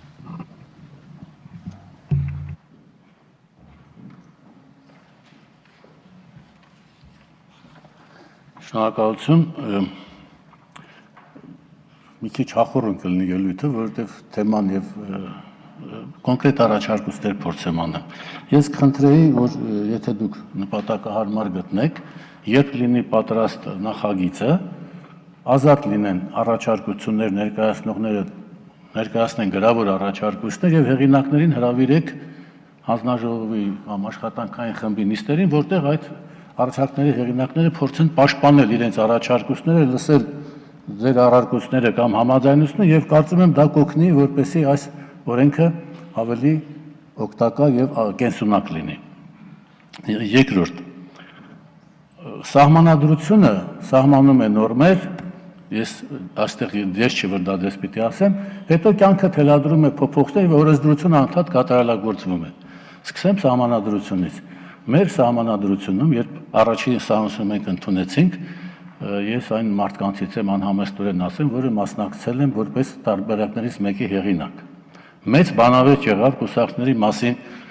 սահմանադրական նորմը մշակելիս, այնուհանդերձ մեր առաջարկը այնտեղ անցավ, մենք պնդեցինք, որ սահմանադրության նորմը հետևյալն է. կուսակցությունների կառուցվածքը եւ գործելակերպը պետք է համապատասխան ժողովրդավարական նորմերին։ Մի կերպ այդ կառուցվածքը բառը անցկացրեցինք շատ մեծ դժվարությամբ։ Հաջորդ առաջիկայից փոփոխության ժամանակ սահմանադրության կառուցվածքը բառը հանվեց։ Նայեք, գնացեք համեմատեք։ Սա պիտի վերականգնվի սահմանադրությունը։ Եթե մենք խոսում ենք կուսակցությունների սահմանադրական հիմնարար 3 սկզբունքների մասին իրավական, այն է ազատություն, հավասարություն, թափանցիկություն։ Սա է պահանջում սահմանադրությունը։ Եվ եթե խորանանք, մենք կտեսնենք, որ կառուցվածքը պիտի համապատասխանի ժողովրդավարության նորմերին եւ այստեղ դրա մասին խոսվեց, չեմ ուզում շարունակեմ։ Հետևաբար օրենքը պիտի զարգացնի այս սահմանադրական նորմը։ Հաջորդ կարևոր խնդիրը, որ ես տեսնում եմ, դա հետևյալն է։ Շատ վտանգավոր է, իմ տարիքն ինձ թույլ է տալիս դա ասել եւ կարգավիճակս, որտեղ որևէ կուսակցության մեջ 10 եւ ավելի տարի չկամ ու որևէ նպատակ չունեմ քաղաքական կյանքին անմիջական մասնակցության, ուրեմն անհամեստորեն շեշտեմ։ Շատ վտանգավոր է ջնջել ու նորից սկսել։ Մեր անցյալը իր փորձով ու փորձանքներով կարևոր է եւ դա պետք է արժևորել ինչպես փորձը, այնպես էլ փորձանքները։ Իսկ ինչ են մեզ հուշում փորձը եւ փորձանքները։ Ստեղծման առաջին իսկ օրից մեր պետության սկսվեց պայքարը ազդեցության ոլորտների համար, իհարկե տնտեսությունում։ Տնտեսությունում ազդեցության ոլորտները զավթելուց հետո գայթակղություն առաջանալ զավթել քաղաքական դաշտը։ Դա էլ տեղի ունեցավ։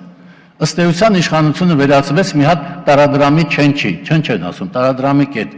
որտեղ բերում ես ռուբլին փոխում դոլարով, դոլարը փոխում ռուբլով։ Հայաստանում իշխանությունը դարձավ այն կետը, որտեղ փողը վերածվում էր իշխանության, իշխանությունը փողի, հետո ավելի մեծ իշխանություն, ավելի մեծ փող, արդյունքում եղավ այդ 15 ընտանիքը։ Դա չկարողացանք մենք դիմագրավել այդ process-ը, ինչու՞։ Որտեղ մենք ծնվել ենք խորհրդային միությունից, որտեղ Չորնամիրձինը հիշում եք, լուսացնում էր, ինչ ուզում ենք անենք, կոնկուրս ստացվում։ Որովհետև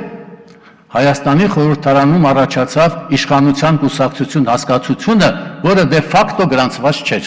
Եվ շատերին պատահանքեցին, թե իշխում էր ՀՀՇ-ն։ Չի իշխել ՀՀՇ-ը։ ՀՀՇ-ին զուգահեռ առաջացավ այդ իշխանության կուսակցություն ասածը, որը հետագայում իդեմը Սերժ Սարգսյանի եւ 10 գործարարի հակավ հանրապետականի կոստյումը։ Եվ այդ իշխանության կուսակցությունը հետո ստացավ անուն հանրապետական կուսակցություն։ Դա դասական կուսակցություն չէր ու չէր կարող լինի, որտեղ սպասարկում էր այդ երևույթը փող իշխանություն։ Հիմա փառքաստու իրավիճակը փոխվել է եւ մենք փառք տանք բոլոր նրանց, ովքեր դա արեցին։ Այո, փոխվել է։ Եվ պետք է այսօր սայլը ձիուց առաջ դնել։ Ես հասկանում եմ Լենա Նազարյանը ինչ էր ուզում ասի, բայց այդ այն սայլը առաջ դնելու ընթացքն է։ Կառաջանա առողջ տնտեսություն,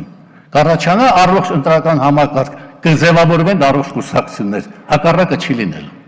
Բայց դա չի նշանակում, որ մենք չունենանք լավ օրենք։ Այս լավ օրենքը մշակելիս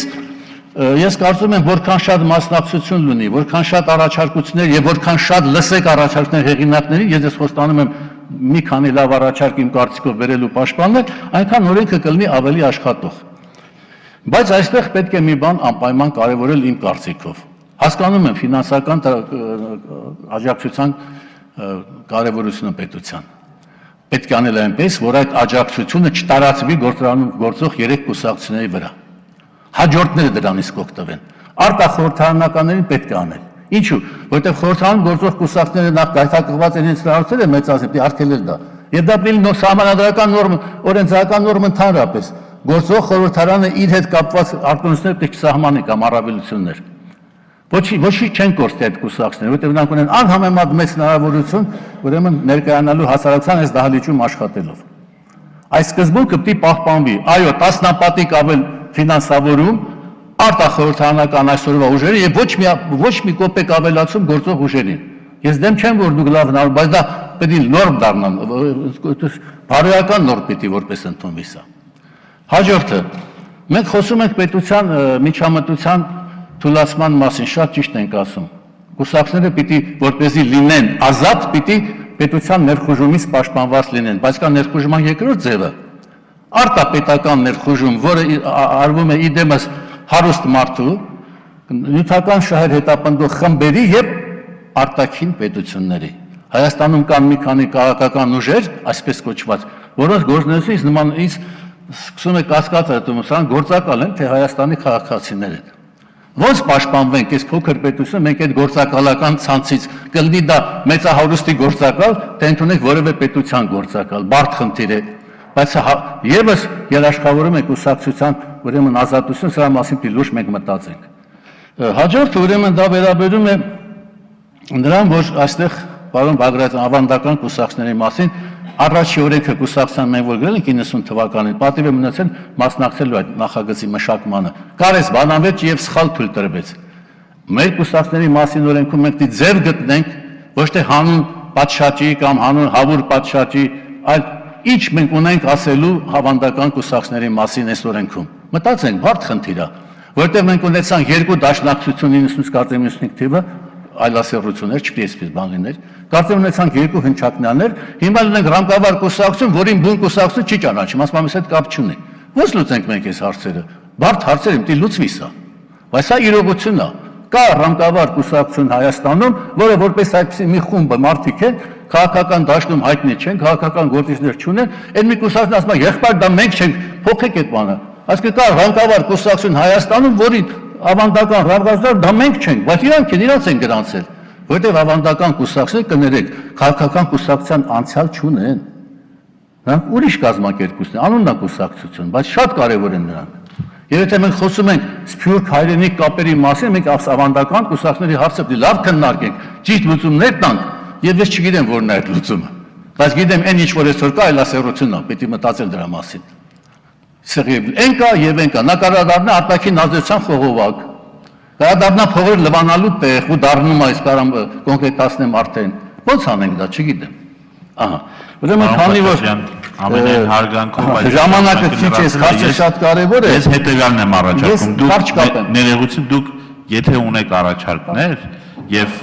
ասելիք, ես առաջարկում եմ, որ դուք դիտարկեք հաջորդ փուլին գրանցվելու եւ նորից ելույթ ունենալու։ Լավ։ Ուրեմն ընդհանուր առմամբ ես ավարտեմ հետեւյալով, հա։ Շատ կարևոր աշխատանք է կատարվում, շնորհակալություն բոլոր նրանց եւ փորձագետների եւ բոլորին, ովքեր շատ կարևոր է։ Միակ խնդրանքս է, հենվեք եղած փորձի վրա, մի ջնջեք դա։ Կա այդ փորձը։ Եվ ելեք իրականությունից, ինչպես Նիկոլ Փաշինյանը ասեց, չգրենք օրենք, որ Եվրոպայում ասեն լավ է, եվրոպացիներին դուր գա, մեր մոտ չաշխատի, այդ մեզ պետք չի։ Գրեք օրենք, որ այստեղ կաշխատի։ Դա հնարավոր է մի դեպքում, եթե դուք օգտագործելով եվրոպական փորձագետների կարողությունները, միջազգային փորձը, հենվեք տեղական քաղաքական գործիչների ու կառույցների ցանկությունների ու նպատակների վրա։ Շնորհակալություն։ Շնորհակալություն։ Ես ակնկալում եմ, որ ձեր առաջարկները, եթե ոչ գոնե ելույթի տեսքով, այլ խողովակով փոխանցեք եւ խողովակները բազմաթիվ են, ասեմ, որ ձեր խոսքից ասացիք նախագծի հետ կապված առաջարկ անելը, այո, դա նույնպես տեղի է ունենալու, մեր տրամաբանությունը հետեւյալն է, մենք ուզում ենք շատ թափանցիկ եւ ներառական ձևով նաեւ բուն նախագծի ծնունդի process-ին մասնակից դարձնել հանրության։ Եվ հաջորդը ամբողջի մոտ եմ հրավիրում Անահիտ Աղոյանին։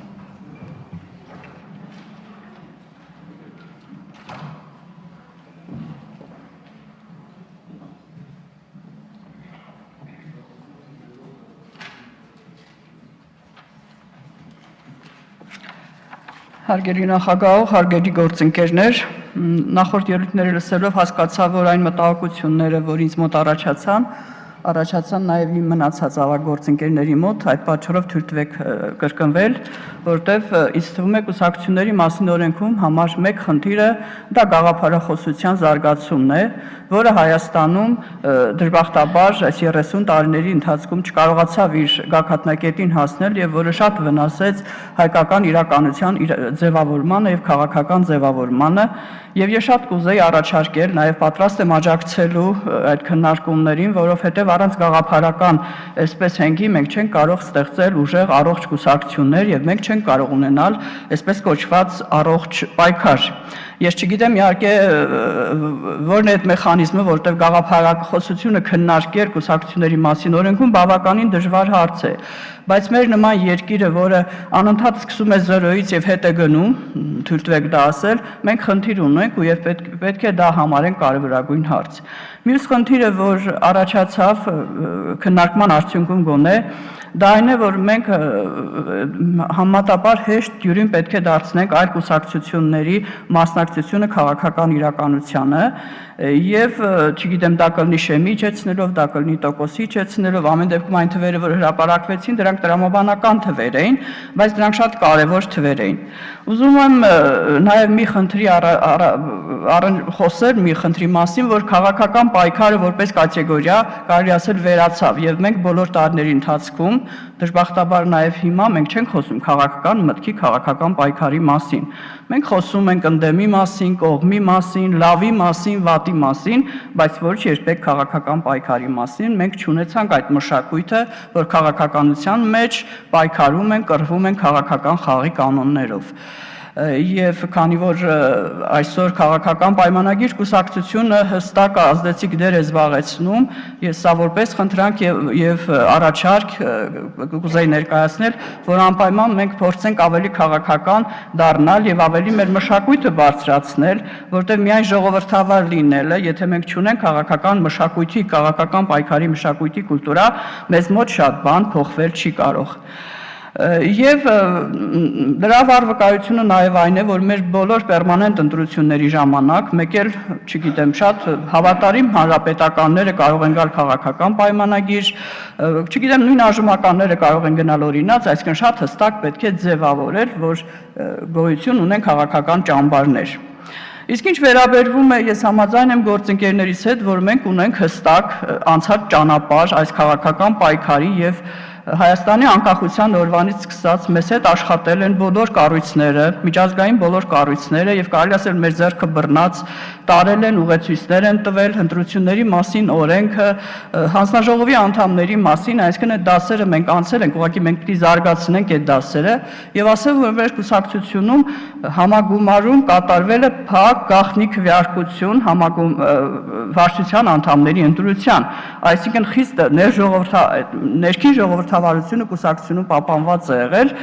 եւ չգիտեմ գուցե էլի գտնվեն գործընկերների մեջ մարդիկ, որոնք կասեն, որ ներքին ժողովրդավարության այդ պայքարը դա սկսվել է անկախության պայքարի հետ եւ դա կարեւոր ցուցանիշ է երկրի իհարկե ժողովրդավարացման համար։ Հիմա մյուս մտահոգությունը, որ շատ խորը մտահոգում է, մենք անցանք պարլամենտական համակարգի, որը կիսատ պրատ կարելի համարել, որտեղ ռեյտինգային այս մոտեցումը ինչ պարլամենտականի մասն է խոսքը, մեր կուսակցությունները չզարգացան։ Եթե մեր պարլամենտական համակարգը չպիտի բերեր մեր կուսակցությունների զարգացմանը, կարծում եմ, որ կամ պետք է մտածել, կամ պետք է խորել մեզ ինչ է պետք, մեզ պարլամենտական համակարգն է պետք, թե ոչ։ Դա վիճելու հարց է, ես այս պահին ոչ մի բան չեմ կարող անել։ Եվ մի քանի մտքեր, որ հնչեցին, ես ուզում եմ խոսել ներառականության մասին, որ մենք չենք կարող մարդիկ, որ գալիս են քաղաքական կուսակցություն, գալիս են որոշակի գաղափարի համար։ Մենք չենք կարող որևէ թիմի ներկայացուցիչի, որևէ խմբի կնոջը հաշմանդամին կամ մեկին ասենք եկեք կուսակցություն, սա գործատեղ չի, կուսակցություն է։ Եթե մարդը որևէ մեկը համակրում է, այդպիսի բան չի եղել, կարծում եմ մեր ոչ մի կուսակցության կենսագրության մեջ, որը եթե որևէ մեկը դիմի եւ ցանկանա անդամակցել այդ կուսակցությանը, ինչ որ խոչընդոտ լինի, որևէ խոչընդոտ լինի։ Կարծում եմ գոնե կուսակցության դեպքում մենք պիտի գնանք բնական ընտրության ճանապարհով, որտեղ մարդիկ գալիս են որոշակի գաղափարների, այսպես կոչված ընտրությամբ եւ մենք չենք կարող ընտրություն կատարել, որ այս տոկոսը լինի հաշմանդամ, այսքան տոկոս կանայք եւ այլն եւ այլն, եւ ասեմ նաեւ որ նախկին կուսակցություններում կանանց ներկայացվածությունը շատ բարձր էր, պարզապես ղեկավար մարմնում էր կանանց ներկայությունը ցածր եւ դա գուցե խնդիր է, բայց նաեւ դա կանանց խնդիրն է, կանանց ներքին ինքնավստահության խնդիրն է, ոչ միայն դա մոտեցման խնդիր է, կարելի է այդ բոլորը լուծել։ Ես նաեւ ունեմ մեկ առաջարկ, ստորագրահավաքները, երբ որ մենք սկսեցինք կուսակցական շինարարությունը շատ մեծ դեր ունեցան կուսակցությունների զարգացման հարցում։ Ես մի անգամ եմ հրավիրված եղել ձեր քննարկմանը, ուղղակի կոչ կանեի, որ մենք անպայման վերադառնանք ստորագրահավաքների ինստիտուտին, որովհետև դա հրաշալի քարոզչություն է կուսակցության գաղափարախոսության, դա հրաշալի կոնտակտ է անհատների հետ, որոնց դու կարողանում ես բացատրել, ճանաչելի դարձնել, նաև կրթել, եւ դու էլ կրթվել։ Ես կարծում եմ, որ այս ստորագրահավաքների մասով մենք պիտի կարողանանք ինչ-որ բան մտածել, ամեն դեպքում ունենք մենք մոտեցումներ, ունենք տեսլական։ Եվ մի քանի այսպես մեջբերում ուղղակի ուզում եմ անել, որ եթե մենք ուզում ենք ունենալ այսպես առողջ կուսակցություններ ունենալուց առաջ իշխանությունը պիտի առողջ լինի։ Այսինքն ինչպիսին իշխանություն է, այդպիսին լինում է բանակը, այդպիսին լինում են կուսակցությունները, այդպիսին լինում են մնացած ինստիտուտները։ Դրա համար փորձենք մենք ոնց որ ասած ամեն ինչ սկսել վերևից, փորձել տեսնել ներսի բացերը, ներսի թերությունները եւ գնանք այն ճանապարհով, որը կարծում եմ, երբ որ ժողովուրդը ողջևորված գնաց, ինքը հավատաց, որ այս ուժը հնարավորություն ունի լուծելու նաև մեր ներքին, չգիտեմ, հոգեբանական եւ այլն ֆինանսական, սոցիալական, քաղաքական խնդիրները եւ թույլ տվեք հավատալ, որ մենք կկարողանանք ստեղծել այս պահին եմ ասում ուժեղ կուսակցությունների ինստիտուտ եւ կուսակցությունները կօգնեն, որ մեր երկիրը կայանա։ Եթե մենք չունենանք ուժեղ կուսակցական համակարգ,